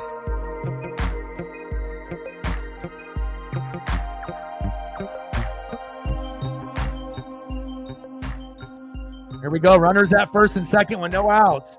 And no matter how bad things look for the Mariners, you just have to have faith. All it takes is a half inning of good baseball, and you get back in the game. But when you're getting your ass kicked inning in, inning out, inning in, inning out, it definitely, it affects you, where you feel like, oh, fuck, this game's already over already. But again, baseball is cut into two different games. The starting pitching, that's one game. And when the starting pitching goes out, that's a whole other game. So it's not just one full game, it's two separate games. And hopefully we can rough up Brown one inning before he's supposed to go out. Big swing and a miss for JP, 1-1 count. We got a couple of Joe Hendrys for good luck. Hendry! He said, I want the Mariners to come back. I know. Come on, Joe. Let's go, JP. 1-1 count. JP with a bunt. And, it's crazy to think, okay, if we can't hit, right, why not bunt a little bit more often? Why not put the pressure on other teams?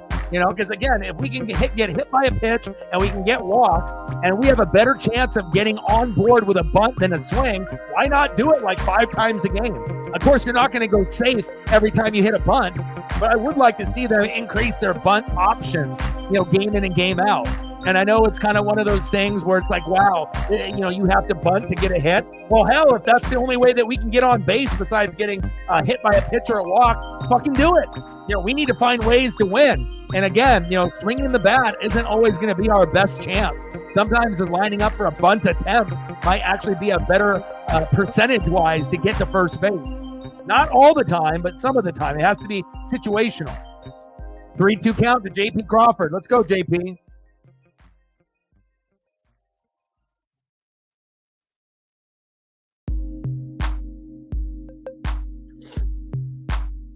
But not every player in the starting lineup is good at bunting. That should be another thing that all players work on. But there's definitely usually about a third of the team that's a little bit better at bunting than the rest, whether they practiced it every day or not. But, again, it's like even if you got a guy like Julio Rodriguez, like the thing is, it'd be the element of surprise. You assume he's going to swing for a home run, and he ends up going for a bunt. It will surprise everyone. So sometimes you got to be creative with those types of things and those type of game plan scenarios. That one is popped up by JP Crawford. 1 away.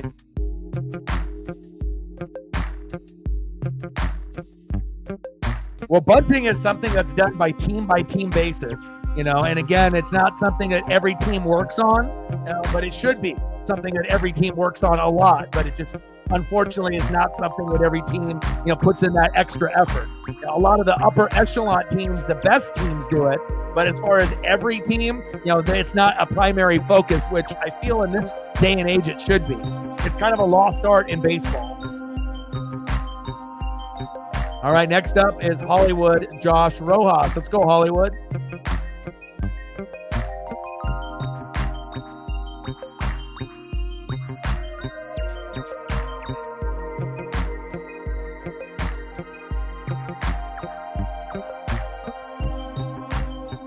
Bottom of the 5th, 3-0 Astros.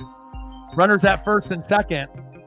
Pitch is high and outside, 2-0 count. You can definitely tell Hunter Brown is definitely getting a little bit tired. He's starting to lose his control and his location. Can we rough him up for at least a run here in the bottom of the 5th before he ends up going into the 6th inning? Because you would assume that he'll pitch into the 6th, possibly the 7th. I got to see his pitch count.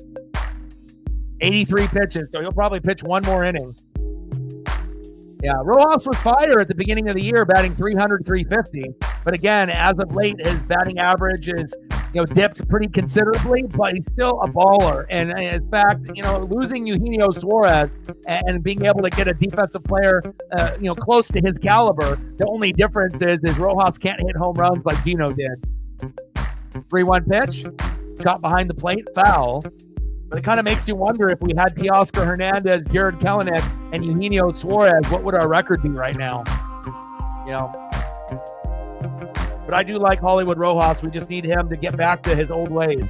You're obviously a great defender now, top 10 third baseman, but your hitting needs to be better. Let's go, Hollywood.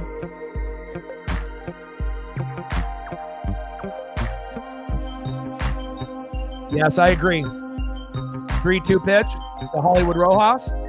Chopper. Fuck. Double play. And And we leave them stranded again. Rough. End of the fifth inning, 3-0 Houston. And we need to be able to find more innings where we can end up having guys on base, because when you only have guys on base a couple times, like 2 times in 5 or 6 innings, and you don't convert, it hurts even more. Tough. But I still think we're going to have a chance, but we're going to have to try to get a run or 2 in the next 2 innings. End of the fifth, 3-0 H-Town.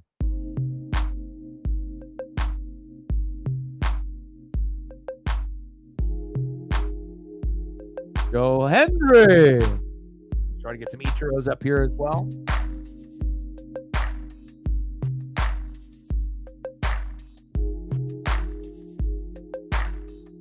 Like, sub, donate, comment, share. Help your boy out.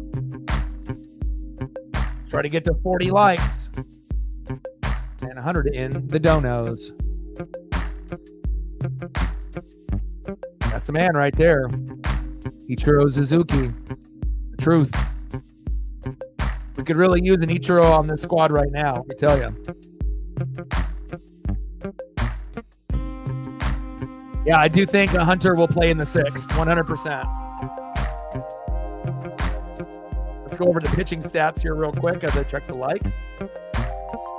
All right, we're at 35. We need 5 more likes to hit 40. If you haven't smashed the like button just yet, please do. Now we're at 36. Thank you so much. 4 more likes to hit 40. 14 more to get to 50. Let's go.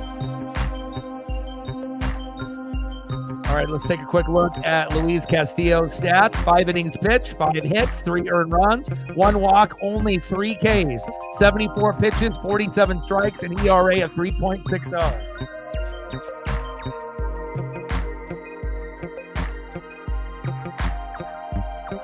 Now let's take a quick look at Hunter Brown. 5 innings pitched, 4 hits, no earned runs, 2 walks, and 5 Ks. 86 pitches, 56 strikes with a 4.18 ERA.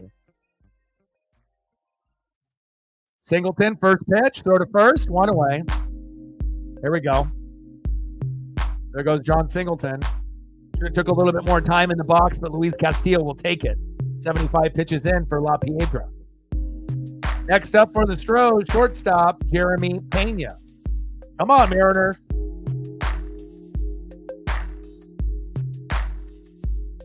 And remember, the best inning for the Seattle Mariners in 2024, statistically, hits, RBIs, and home runs, is the 7th inning. And then the 8th and the 9th are very good for us as well.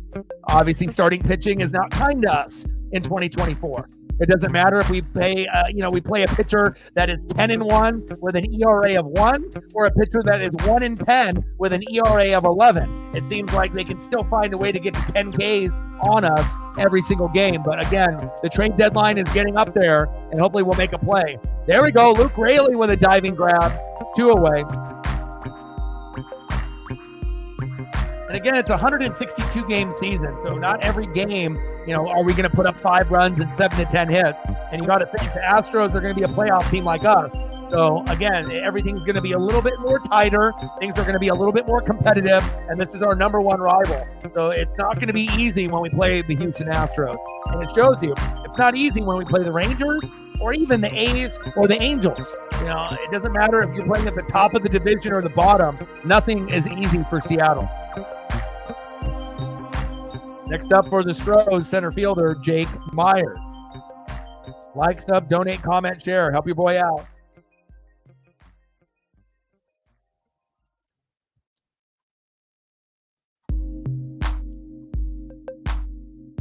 I'm doing good, Brandon. How are you? Throw to first. There we go. 2 away. 3 away. Bang, bang, bang. All right, let's go to the bottom of the 6th. 3-0 H-Town.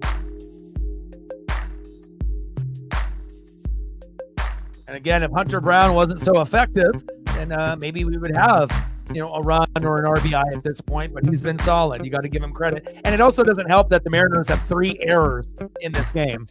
So 4 hits, 3 errors, no runs. We got to find a way.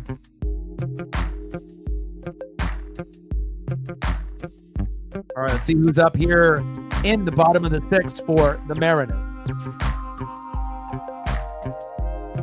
Leading off for the Mariners, 0 for 1 with a base on ball, center fielder, Julio Rodriguez. Let's go, J-Rod. We need you. That electric bat needs to heat. You got to get heated up, my guy. Desperate times mean desperate measures. Let's go. Batting second, catching tonight for Seattle, big dumper, Cal Raleigh. And batting third, DHing for the Mariners, Mitch Garver. And like I mentioned multiple times on the stream, make sure you're taking care of your mental health, addiction, depression, anxiety. These are things that we go through on the daily basis or have in the past. So if you're slipping a little bit into the darkness, make some minor adjustments to your daily routine. If you're not exercising, make sure you're going out for a walk at least a few times a week. All right, if you're eating fast food every day, cut back on that. Try to make an impact and eat a little bit healthier, and make sure you're listening to music 30 minutes a day. If you do those 3 minor things, it'll help you get outside of the darkness a little bit quicker and help you win the day. Let's go, Mariners. Come on, baby. We're at 37, 63 to go.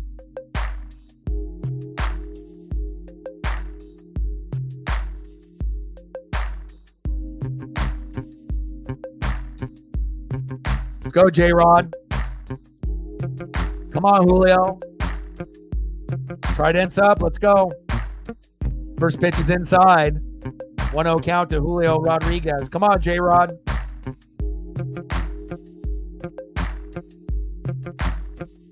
All right, I'll be here, DX.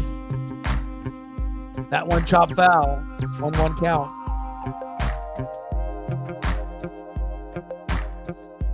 Mariner Moose needs to come out. We need a rally.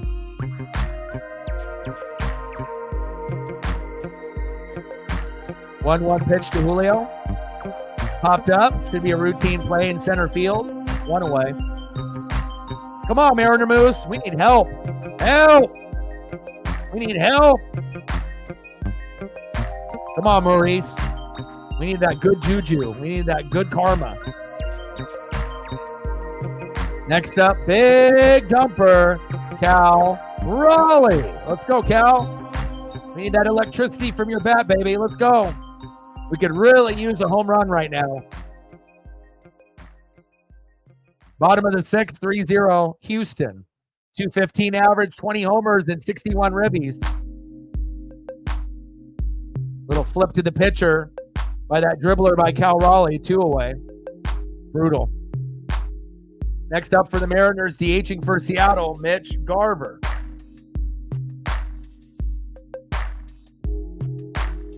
Round at 90 pitches. We need 3 more likes to hit 40. Like, sub, donate, comment, share. Help your boy out.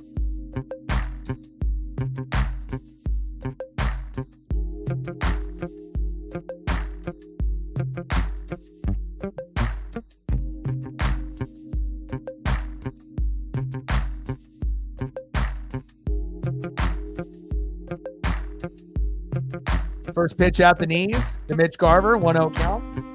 And I got caught up through a lot of my other shows, but I figured it was either The Boys or Cobra Kai. So I decided to start Cobra Kai. I know there's 6 seasons of that. Finished episode 1 a couple hours ago. And I still got a couple other shows in the bucket that have been recommended by Megan and a few others.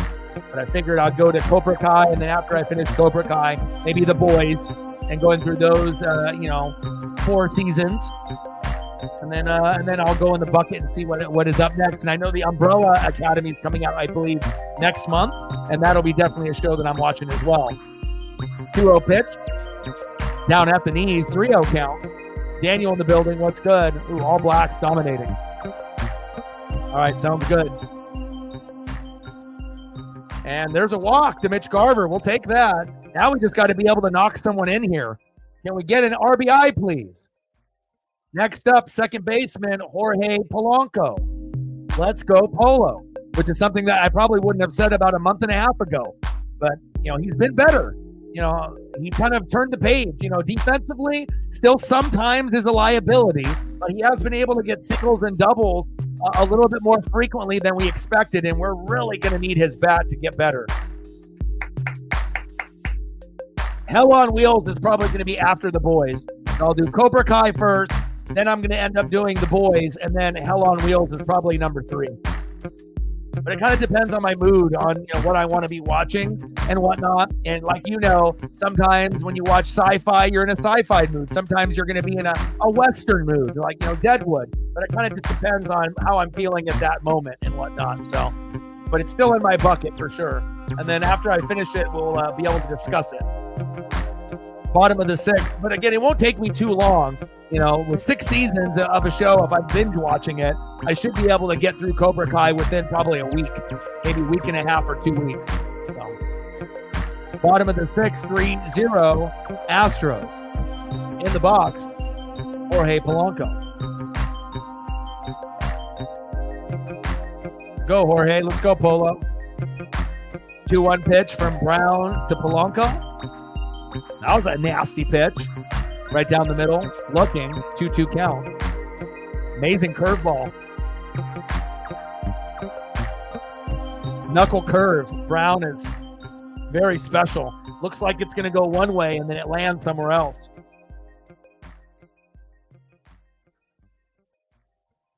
Yeah, it might even take me longer than 2 weeks if there's 6 seasons. I don't know how many episodes per season in Cobra Kai. I would assume 8 to 10 per season. So, and if they're about 45 minutes to an hour apiece, yeah, it's going to take me some time. But sometimes I stay up until 3, 4, 5 in the morning, so we'll see. Come on, Mariners. Trident's up. Let's go. 2-2 pitch to Polo. Check swing, foul. Count remains 2-2. Come on, Jorge. We're undefeated in these City Connects. Do we really want to get our first loss in these jerseys right now? Come on now. Let's go, Polo. Unexpected heroes, unexpected results. Let's go. Ooh, air frying potatoes. That sounds good. 2-2 pitch from Brown to Polo. Pitches outside. Good eye. 3-2 count.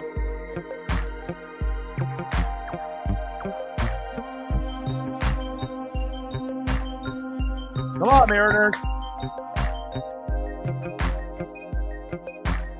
Come on, Polo. Brown steps off the mound. He's already 101 pitches in. And hopefully their bullpen, will give us a little bit of time. I mean, obviously their closers are pretty solid. So I'm not really sure what we're going to get in the 9th. But if we can get something in the, 7th and 8th, that might be our only chance. And Polo pops up.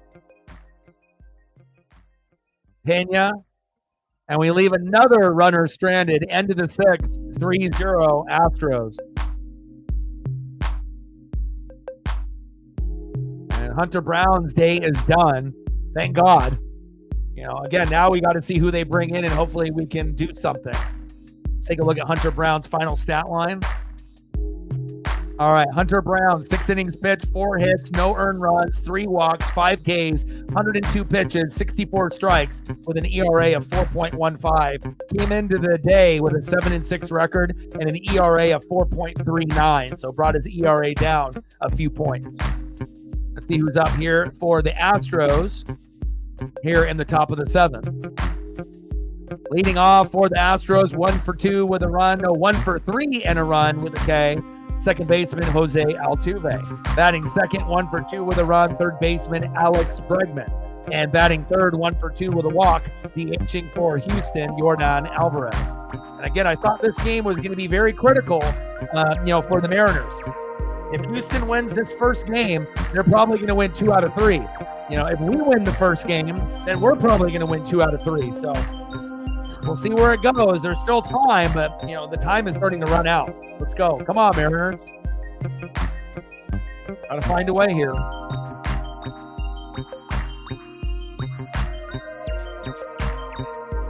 And with Luis Castillo, 6 innings pitched, 6 hits, 3 earned runs, 1 walk, 3 Ks. No longer are the days where you see Mariner pitchers, end up getting, 8, 9, 10, 11, 12 Ks. It seems like now a lot of times it's like 4 to 7 Ks, and that really hurts us. Looks like we got Gabe Spire in the bullpen, though. I like that. We haven't seen Gabe. He's been reinstated from the 15-day IL. and Bowman got designated for assignment, and Gabe is better than Bowman, so I like that adjustment.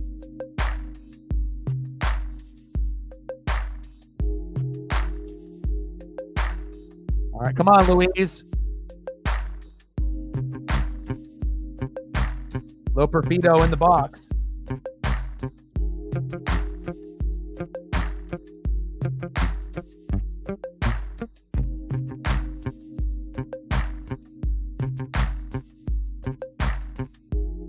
One day we will be a good hitting team.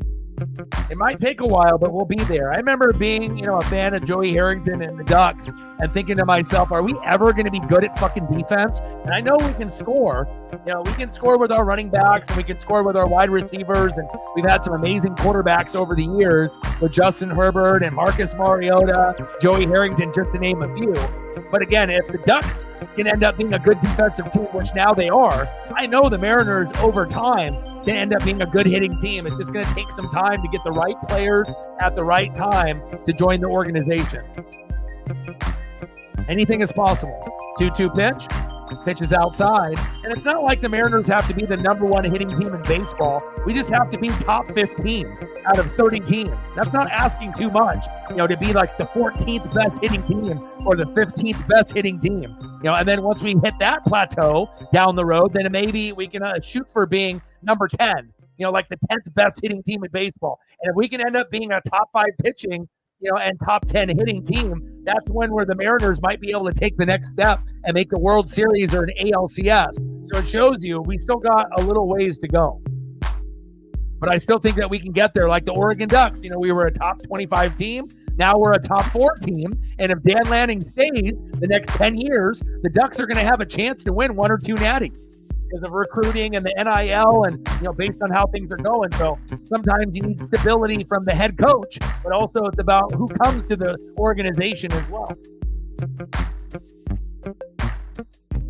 Popped up, 1 away. Next up, after we saw Loperfido pop up there to the outfield, next up, right fielder, Trey Cabbage. Pitches outside, 1-0 count to Trey. Come on, Mariners, don't lose hope.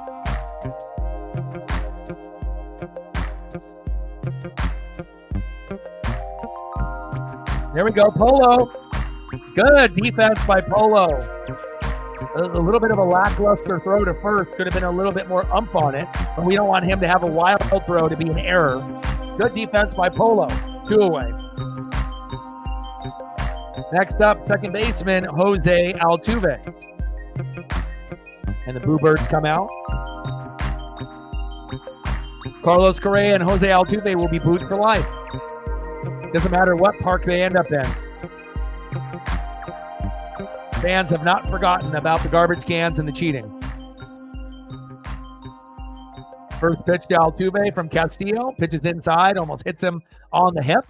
1-0 count, 1 for 3 with a single in the third and a run for Jose Altuve.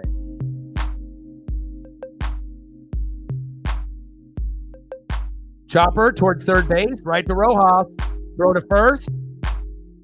There we go.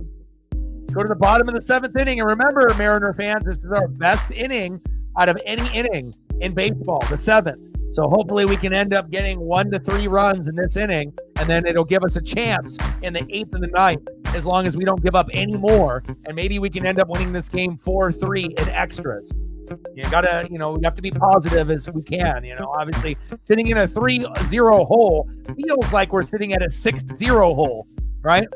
But all it takes is 1.5 inning to get a couple RBIs, a couple nice base hits, maybe someone getting hit by a pitch, maybe a walk, maybe a bunt. You just got to think outside the box, and hopefully we can get at least 1 run here in the 7th. Let's go.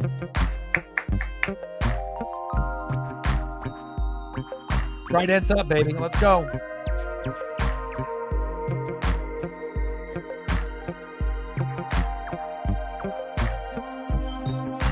Where we're at on the likes. We're at 37. We need 3 more to get 38. We need 2 more likes to get to 40. So if you are in the room and you haven't smashed the like button just yet, please do. We're 12 away from the final goal of 50, but only 2 away from our secondary goal, which would be 40. 2 more. So if you haven't smashed the like button, please do. And we're still trying to get to 100 in the donut. I definitely didn't like seeing my cell phone bill, go up $20. Didn't like seeing my internet bill, but I do have a gig, gig up and a gig down, but going from $75 a month to $100, it definitely is a hit since we don't get as much Cash App donations, throughout the month. So hopefully we'll be able to get, a nice variety of Super Chat and Cash App Venmo donos throughout the month to help out with some of the bills. All right, Mariners, here we go. Remember, we're undefeated in these City Connects. And I want to keep it that way. Let's go, baby. Someone's got to bring this electricity going.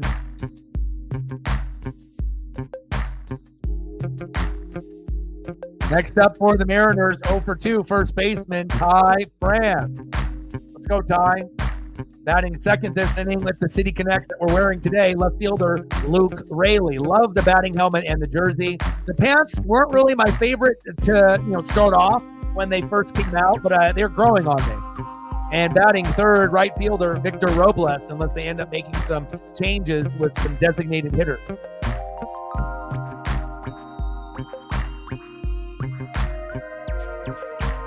Let's go, Ty.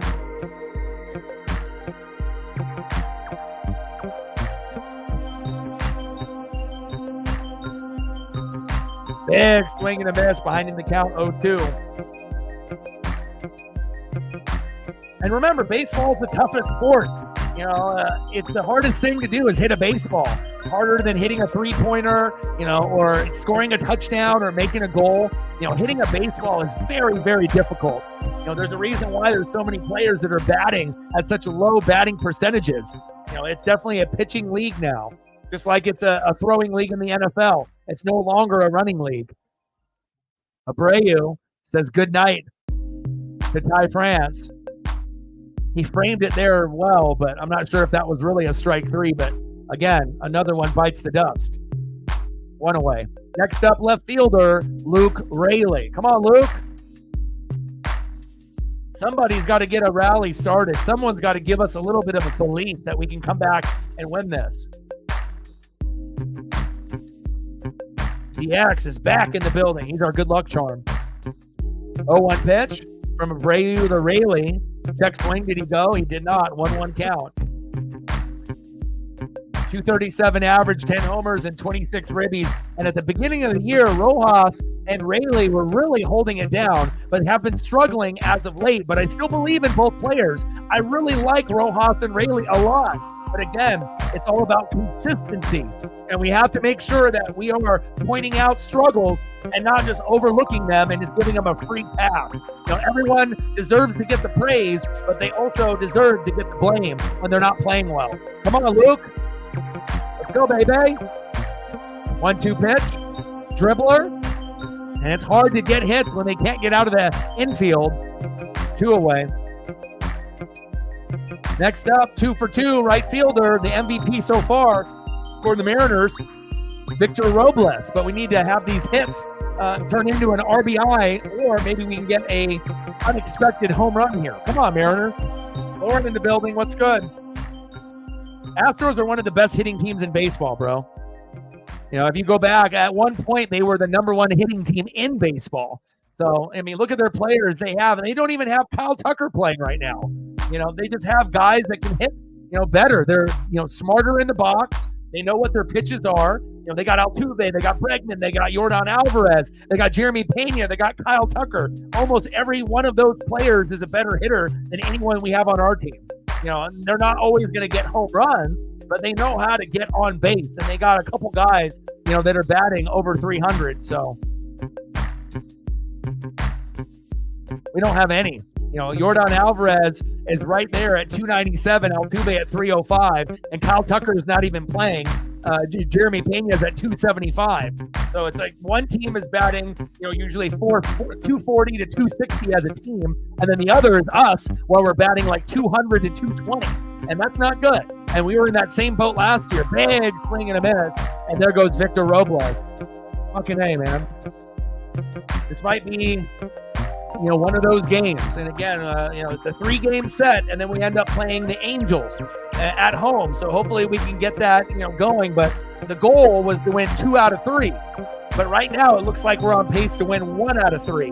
And if we keep, winning 1 out of 3 and 1 out of 4, we're going to end up being a wild card team, and the Astros are going to win the division. Unless we end up getting 1 or 2 key bats to turn this fucking ship around. And we need it. We've been trying all these different combinations, and we got guys that are in the farm system, but they're not ready yet. Lazaro Montes, Harry Ford, Cole Young, Colt Emerson, they're there, but they're just not ready yet. So, again, hopefully we can figure this fucking out, man. Because it's rough watching a team that you love struggle offensively and defensively. But again, if you can stomach a Mariner team not making the playoffs for 20 plus years like me, this is nothing. Again, a lot of new Mariner fans can't handle this. But for us old school OGs, we've seen this fucking story over and over and over again. But again, you got to be able to see a light at the end of the tunnel, and hopefully the Mariners will be buyers at the deadline. We need it. We need it, baby. Like, sub, donate, comment, share. Maybe we need a dono trade to get the juju going. I don't know. But we need something. Let's go, baby. We need a little Mariner moose. But I will always stay positive. I'm going to call it how I see it. When we're doing good, we're doing good. When we're doing bad, we're doing bad. But there's no reason to be overly negative. Got to keep positive. It's definitely hard, when you're a Seattle Mariner fan, to stay positive. It gets rough sometimes, but you'll always see me, keep it 100. Okay, someone's got to be that, that piece that you guys can rely on. Okay. Let's go.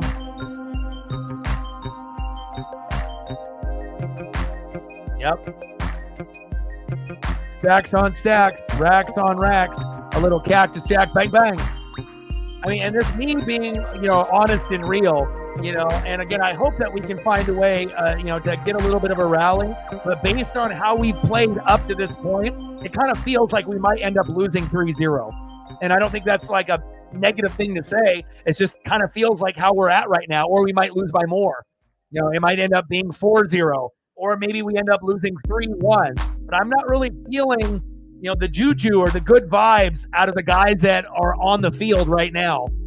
Now we got Taylor Saucedo in the game, and we already know that sometimes hit, sometimes miss. So I'm hoping that we can find a way to come back, but it just kind of feels like we might end up getting goose egg tonight or only scoring 1 run. And hopefully things will be better tomorrow. George Kirby on the mound tomorrow, right? And then we got Brian Wu on Sunday at 1 o'clock in the early afternoon. So we'll see how it goes, but it's not over till it's over, right? 100%. We need JP and Julio to kind of set the tone. Again, when both of those players play good, the Mariners play good. Because when JP and Julio play good, usually that trickles over to the others, like Luke Raley, Rojas, Cal Raleigh, right? But when JP and Julio don't play good, then it seems like everyone plays bad, There we go. Sauce with another K on Yordan Alvarez, a very rare one. Let me know what you want to do for photos, but I'm still not calling this one completely over. I'm just giving you what my gut kind of feels like. Kind of feels like we might end up losing 3-0, 4-1, 4-0, something of that nature, but we just got to pray that our bullpen doesn't give up any more, which is a big pray, right? Right? And then we have to hope that we can get on some kind of rally in these next 2 innings. Maybe 1 run in the 8th in the bottom and 2 in the 9th. Or 2 in the 8th and 1 in the 9th. But again, who is it going to be?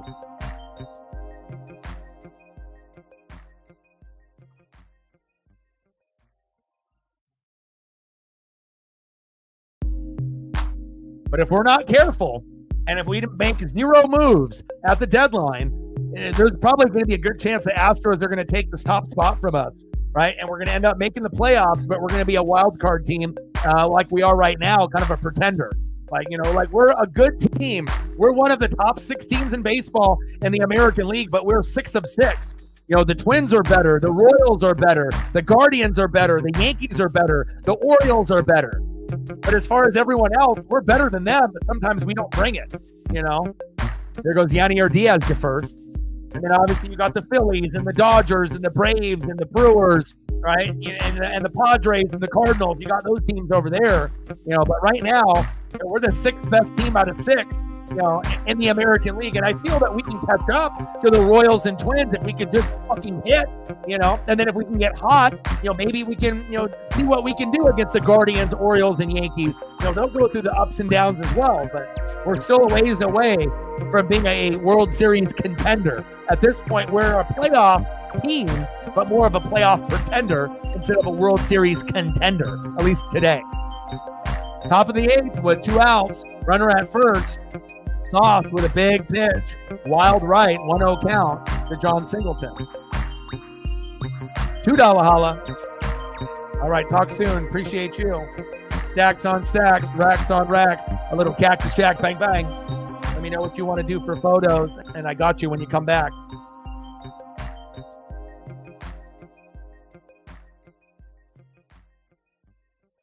Yeah. No worries, man. I mean, like I said, based off this, younger generation, the Mariners are very mid. Sometimes we're shitty. It's embarrassing, when we have a team as talented as us, where we struggle sometimes like this. But again, it can only go up from here. The pitching staff is already solidified. And the thing is we have a lot of good hitters and defenders. They're just in the farm system. And again, we still need to add a couple from another team. So again, once we get these young guys in the starting lineup and we add a couple bats from another team and keep drafting well, eventually it's going to come together. It's just that we're in the early stages of where we're at. We made the playoffs in 2022. We missed it last year. We're trying to get back this year. So in reality, this is year number 3 of a 15-year stretch of where we're going to be good. So we're still kind of crawling and getting used to what's going on, evaluating, the team and the bats. And obviously our organization normally doesn't spend money, so we're going to have to combat that as well, but we'll see where it goes. Okay, we'll do that. No problem. DX, you got any ideas for photos? I got you. No problem, man. I'll be here tomorrow, and I'll be here on Sunday. You have a good one. Let's go to the bottom of the 8th and see if the Mariners can do something. If not, we're going to end up losing 3-0 or 4-0 or 5-0, depending on who's coming in for our pitch staff for the Mariners. Next up for the Mariners, 0 for 3 with a K, shortstop J.P. Crawford, and that's fucking unacceptable. We need a good J.P. Crawford, not this mid and below average J.P. And we'll get some Ken Griffey Jr. up for you. Next up, 1 for 3 with a K, third baseman Hollywood Josh Rojas. And batting third, center fielder Julio Rodriguez.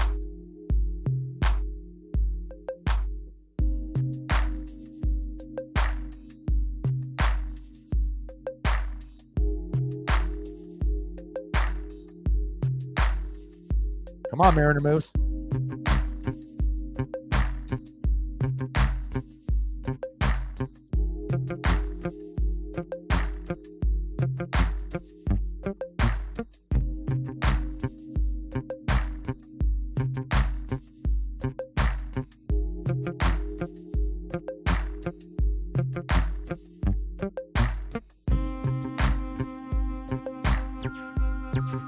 We could really use the Ken Griffey Jr. on our team right now, huh?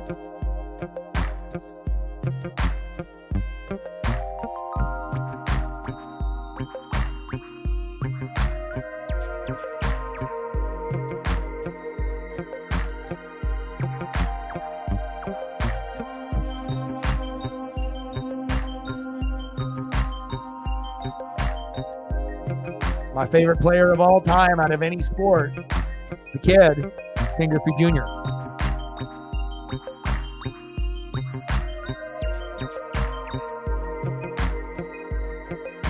Oh, Ryan Presley's coming in. Uh-oh.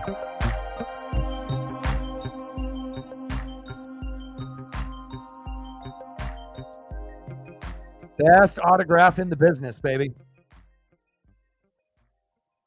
Griffey always takes his time to sign his full name, and his name is long, Ken Griffey Jr., so, but it shows you, if you look at his autograph from his rookie year, obviously to current, it's amazing. It hasn't changed really that much, and he definitely takes the time to appreciate his signature, something that his dad passed down to him. So, shout out to my boy Griffey. Let's go, baby. Bottom of the 8th, 3-0. Astros. Presley on the mound. JP Crawford in the box. Come on, JP. Wake up, baby. We need you.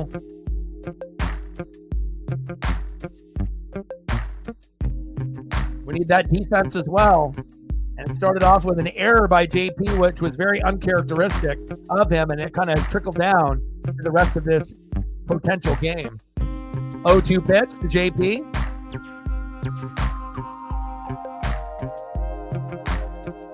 Got a little bit of a piece of that. Should have been strike 3, but then the catcher couldn't hang on, Yanier Diaz. Still 0-2 count to JP Crawford.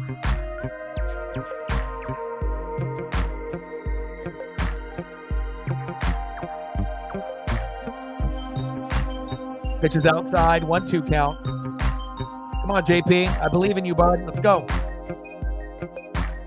Bring that electricity. Focus. Come on, JP. 1-2 pitch.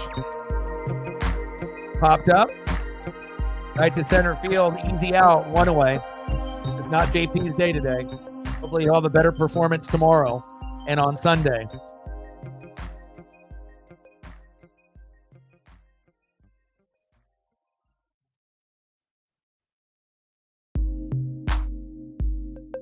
Astros win today. They're in first.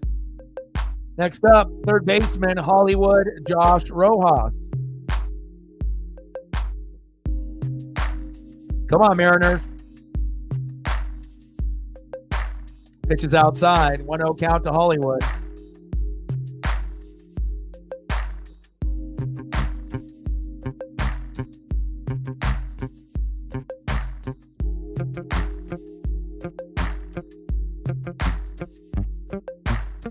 Big swing and a miss. 1-1 count. Down in your inner Griffies, baby. Let's go. Come on, Rojas. It just sucks that we have so many games that are like this, throughout the season. Nothing. And then we got to pray that we get something in the 7th, 8th, and 9th to either tie it or to go to extras or to have a monster inning and win. Like have a monster 8th inning and get 4 runs and then somehow we come back and win the game. But that's just not, it's something that we're going to be able to do consistently. Popped up, Rojas. Same spot to the center fielder. 2 away.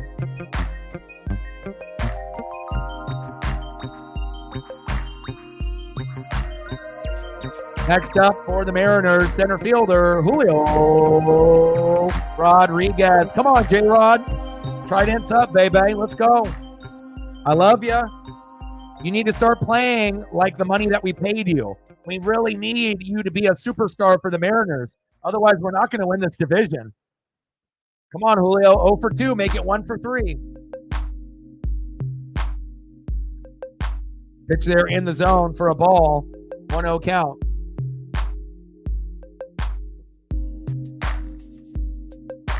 Jordan. Stunna, Gretzky. That's a solid 3. 266 average, 10 homers, and 35 ribbies for Julio.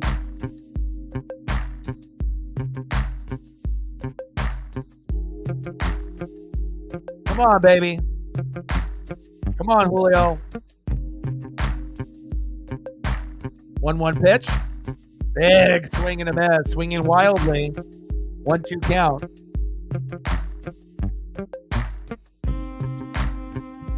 But at least the deadline is coming up. So, as we're watching our team struggle, it's very, very easy to see that, we need to add, it would be great if we could add another bullpen piece. But Gabe Spire and Santos are back, so we probably won't. But if we can get 2 bats, a first baseman and a right fielder, it could make all the difference in the Mariners. It could be the difference between us making the ALCS or not, winning the division or not.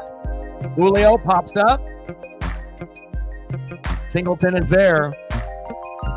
Altuve. And that is a very easy bottom of the 8th inning for the Houston Astros. Mariner fans starting to boo a little bit. But again, it's not going to be easy when you're a team that strikes out as much as we do. You know, we're batting as a team like 200 to 205. Last year we were batting 220 to 230 as a team, and I was pissed. Now we're, you know, exponentially even worse than we were last year by 10 or 15 points. So, you know, again, at some point, something has got to give.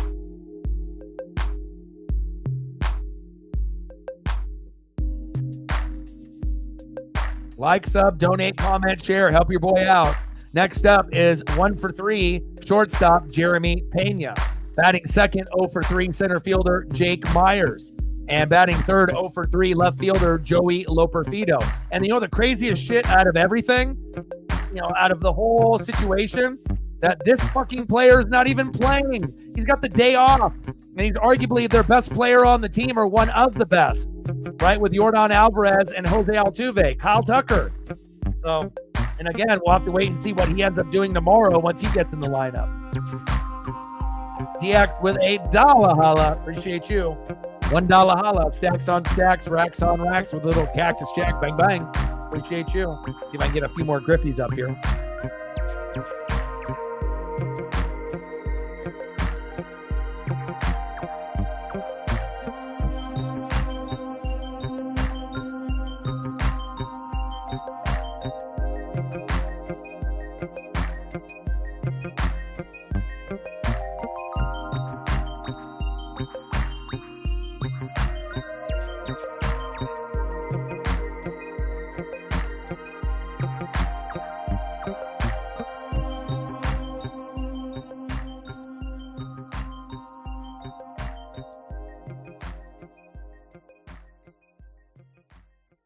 King's perfect game. That was sweet. Two of my favorite old school Mariners, King Griffey Jr. and Jay Buhner. Bones. We could really use those two players right now.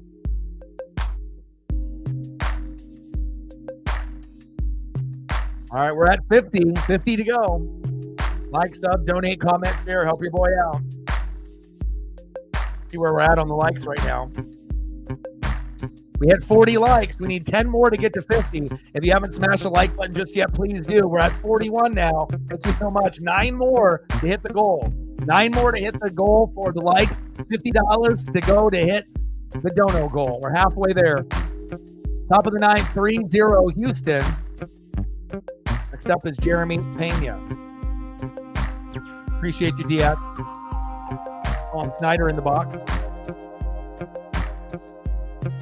Big swing and a miss. 1-2 count. And hopefully game number 2 and game number 3 won't be as bad as what we're seeing here tonight.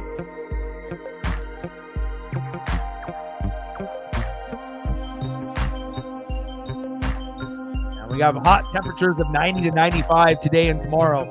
But after tomorrow's hot temp, we should be on a cool down in the 80s for the next 7 to 10 days. So that'll help.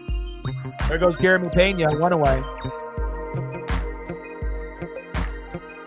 Next up for the Astros, center fielder Jake Myers, who's 0 for 3. Let's see if we can get him to 0 for 4.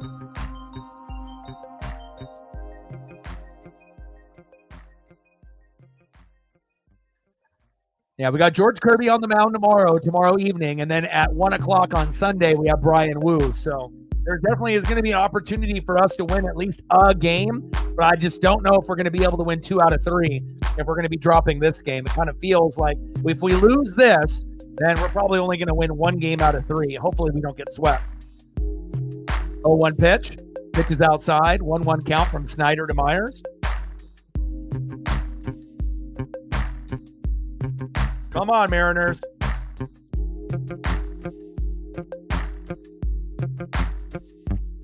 And we're definitely getting closer to the 4 million view mark on the channel. We should be able to hit that number here in just a couple days. So it's a big accomplishment. You know, we're still, trying to get to that next plateau of 21,000 subs and 22 and then 25 and then 30 and then 50, 75K and then 100,000 subs. It's going to take a while, obviously, right?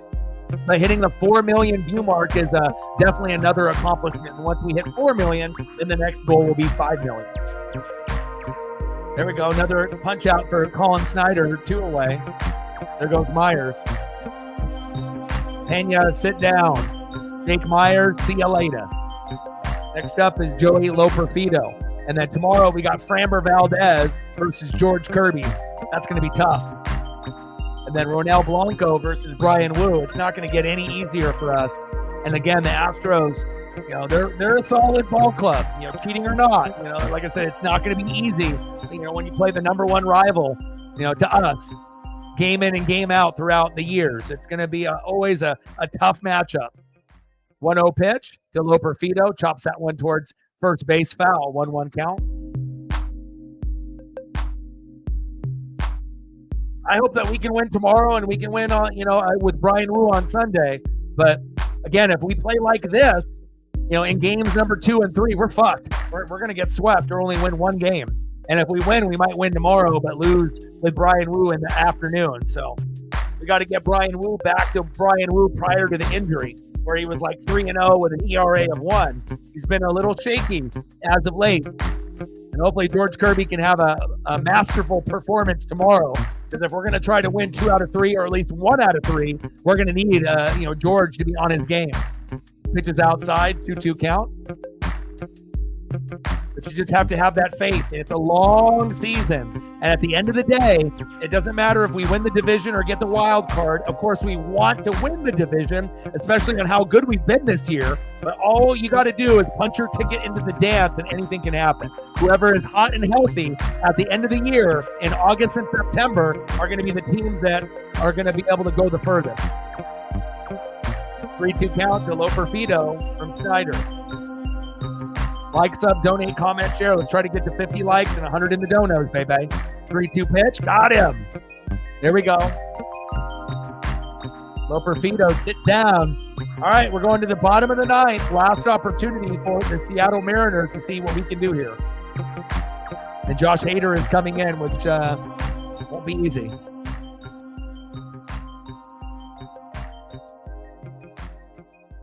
First game back after the All-Star break, you knew things were going to be a little tough. And again, when we scored 3 runs or less, our record isn't good. It's like 4 wins and 37 losses. So again, the magic number for the Mariners, it'd be 4 runs, 7 to 10 hits. We hit that number, we win. When we don't hit that number, we fucking lose. It's as simple as that. Next up, 0 for 3, big dumper, Cal Raleigh. Batting second, 0 for 2 with a base on ball and 2 Ks, DHing for the Mariners, Mitch Garver. And batting third, 1 for 3 with a K, second baseman, Jorge Polanco. Let's go Mariners.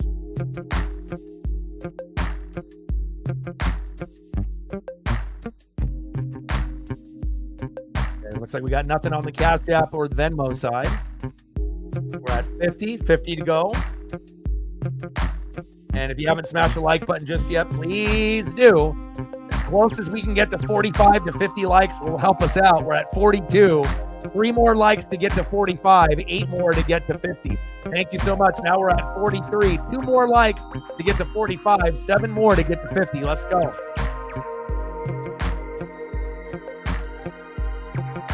And maybe we can get a nonchalant solo dinger out of Cal Raleigh so that way we at least don't lose 3-0. 3-1 is better than losing 3-0, and then we can use that momentum to carry over into tomorrow.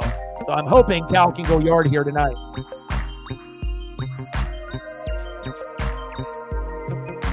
And then after, obviously, this Astros series, Monday, Tuesday, Wednesday against the Angels, Thursday off, and then we got a series with the White Sox and then the Boston Red Sox after that.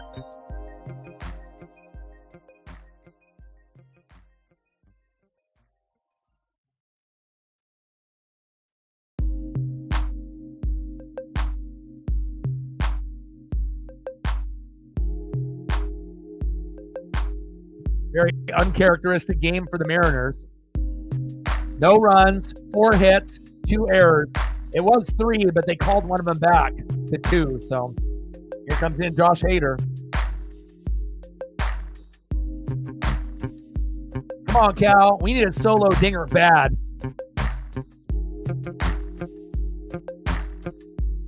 Come on, Mariners.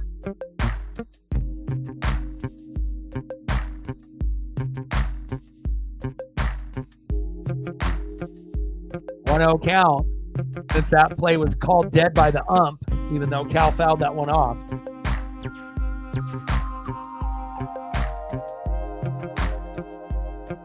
One-0 pitch. Pitch is outside. 2-0 count. Oh, you're good, Captain Oreo. A lot of Mariners are frustrated. We know this. It's all good. Astros fans hate the Mariners, and Mariners fans hate the Astros. That's just how it goes. We try to keep it as positive as we can here on the channel, but also we have to be real about it that, we're not really big on the Rangers and the Astros or the A's and the Angels, just like they don't like us either. It's not like Astros fans like the Mariners or the Rangers. They fucking hate them. They fucking hate us. We hate them. And, that's kind of how it goes, right? But as far as in this room, we can try to keep it as civil as possible. Big swing and a miss, 3-2 count for the big dumper against Josh Hader.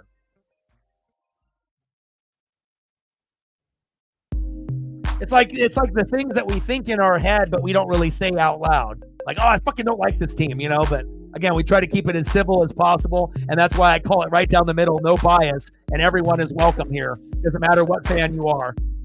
Throw to first with a broken bat, 1 away. GG to all the Astros fans. This was a complete, utter domination here in game number 1. Next up, DHing for Seattle, Mitch Garver.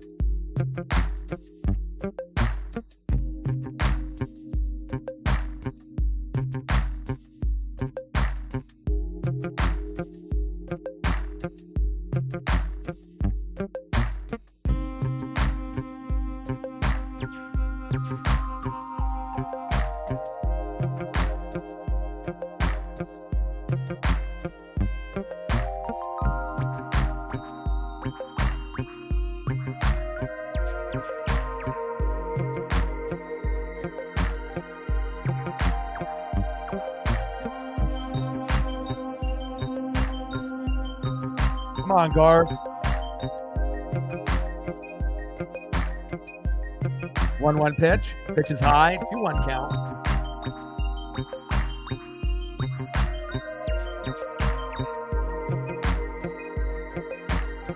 And we've only had like 2 innings with guys on where you leave them stranded. And sometimes, you'll hit into double plays over and over and over. But that's the problem. In years past, the Mariners would leave them stranded like 4 or 5 times in a game. Now we're only leaving guys stranded a couple times a game. So the pressure to be able to knock guys in is even higher than it was back in 2022 and 2023. Because in 2022 and 2023, there goes Mitch Garver, 2 away. We were able to get to 5 runs and 7 to 10 hits more often with guys like Teoscar Hernandez, Jared Kelenic, and Eugenio Suarez. So you got to think this is the worst hitting team that we've had in many, many years. So you're going to have to go through the ups, and we're going to have to go through the downs. And the downs are going to be strikeouts. The downs are going to be a lot of games of guys going 0 for 4, and a lot of times leaving guys stranded and hitting into double plays. We got to get, obviously worse before we get better. And there's the ball game. Polo into left field. And like I told you about 3 innings ago, it kind of felt like this game was going to be a 3-0 final, and here it is.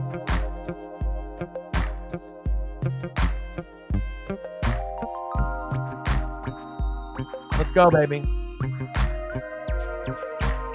We'll see what happens tomorrow. George Kirby is on the mound, and we'll see against Framber Valdez. It's a good pitching matchup. Could be a pitching duel. And then we got Ronel Blanco versus Brian Wu. So hopefully we can win at least 1 out of 3. The goal for Houston and Seattle going into the series was 2 out of 3, but we haven't really played well ever since that road trip against the White Sox, the Marlins, and the Rays. That was kind of foreshadowing of things to come. But again, we'll see what happens, obviously, tomorrow. Shout out to all the people that came through to show love, like, sub, donate, comment, share. I love you guys, and I appreciate you guys very much. Let's take a quick look at the likes here before we end the stream. STL in the building. What's good? All right, we're at 47. We need 3 more likes to get to 50. If you haven't smashed the like button yet, please do. 2 more to get to 50. We're at 48.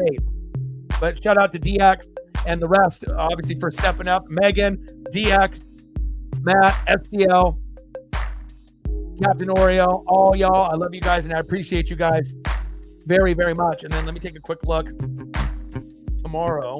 All right, we hit 50 likes. Shout out to you guys. We hit 50 likes and we hit 50 on the donos. And hopefully tomorrow will be something of the same. And then tomorrow, Saturday night, we play at 6:30 p.m. Well, the game is at 6:40, but I'll be live 10 minutes prior to do the starting lineups and to get everyone settled in. So I'll be live tomorrow at 6:30 Pacific, Astros versus Mariners. And again, we're going to have Framber Valdez, 8-5 record with a 3.66 ERA versus George Kirby, 7-7 record with a 3.29 ERA. And then Sunday, we'll be live at 1 o'clock Pacific, and that will be Ronel Blanco, 9-4 record with a 2.56 ERA against Brian Wu, 3-1 record, 2.45 ERA. So shout out to all the people that liked, subbed, donated, commented, and shared. I love you guys very, very much. And I got one question for you. Who do you know talk sports like us? Your boy Ryan, Northwest Sports Fanatics, and I'm out. Gang.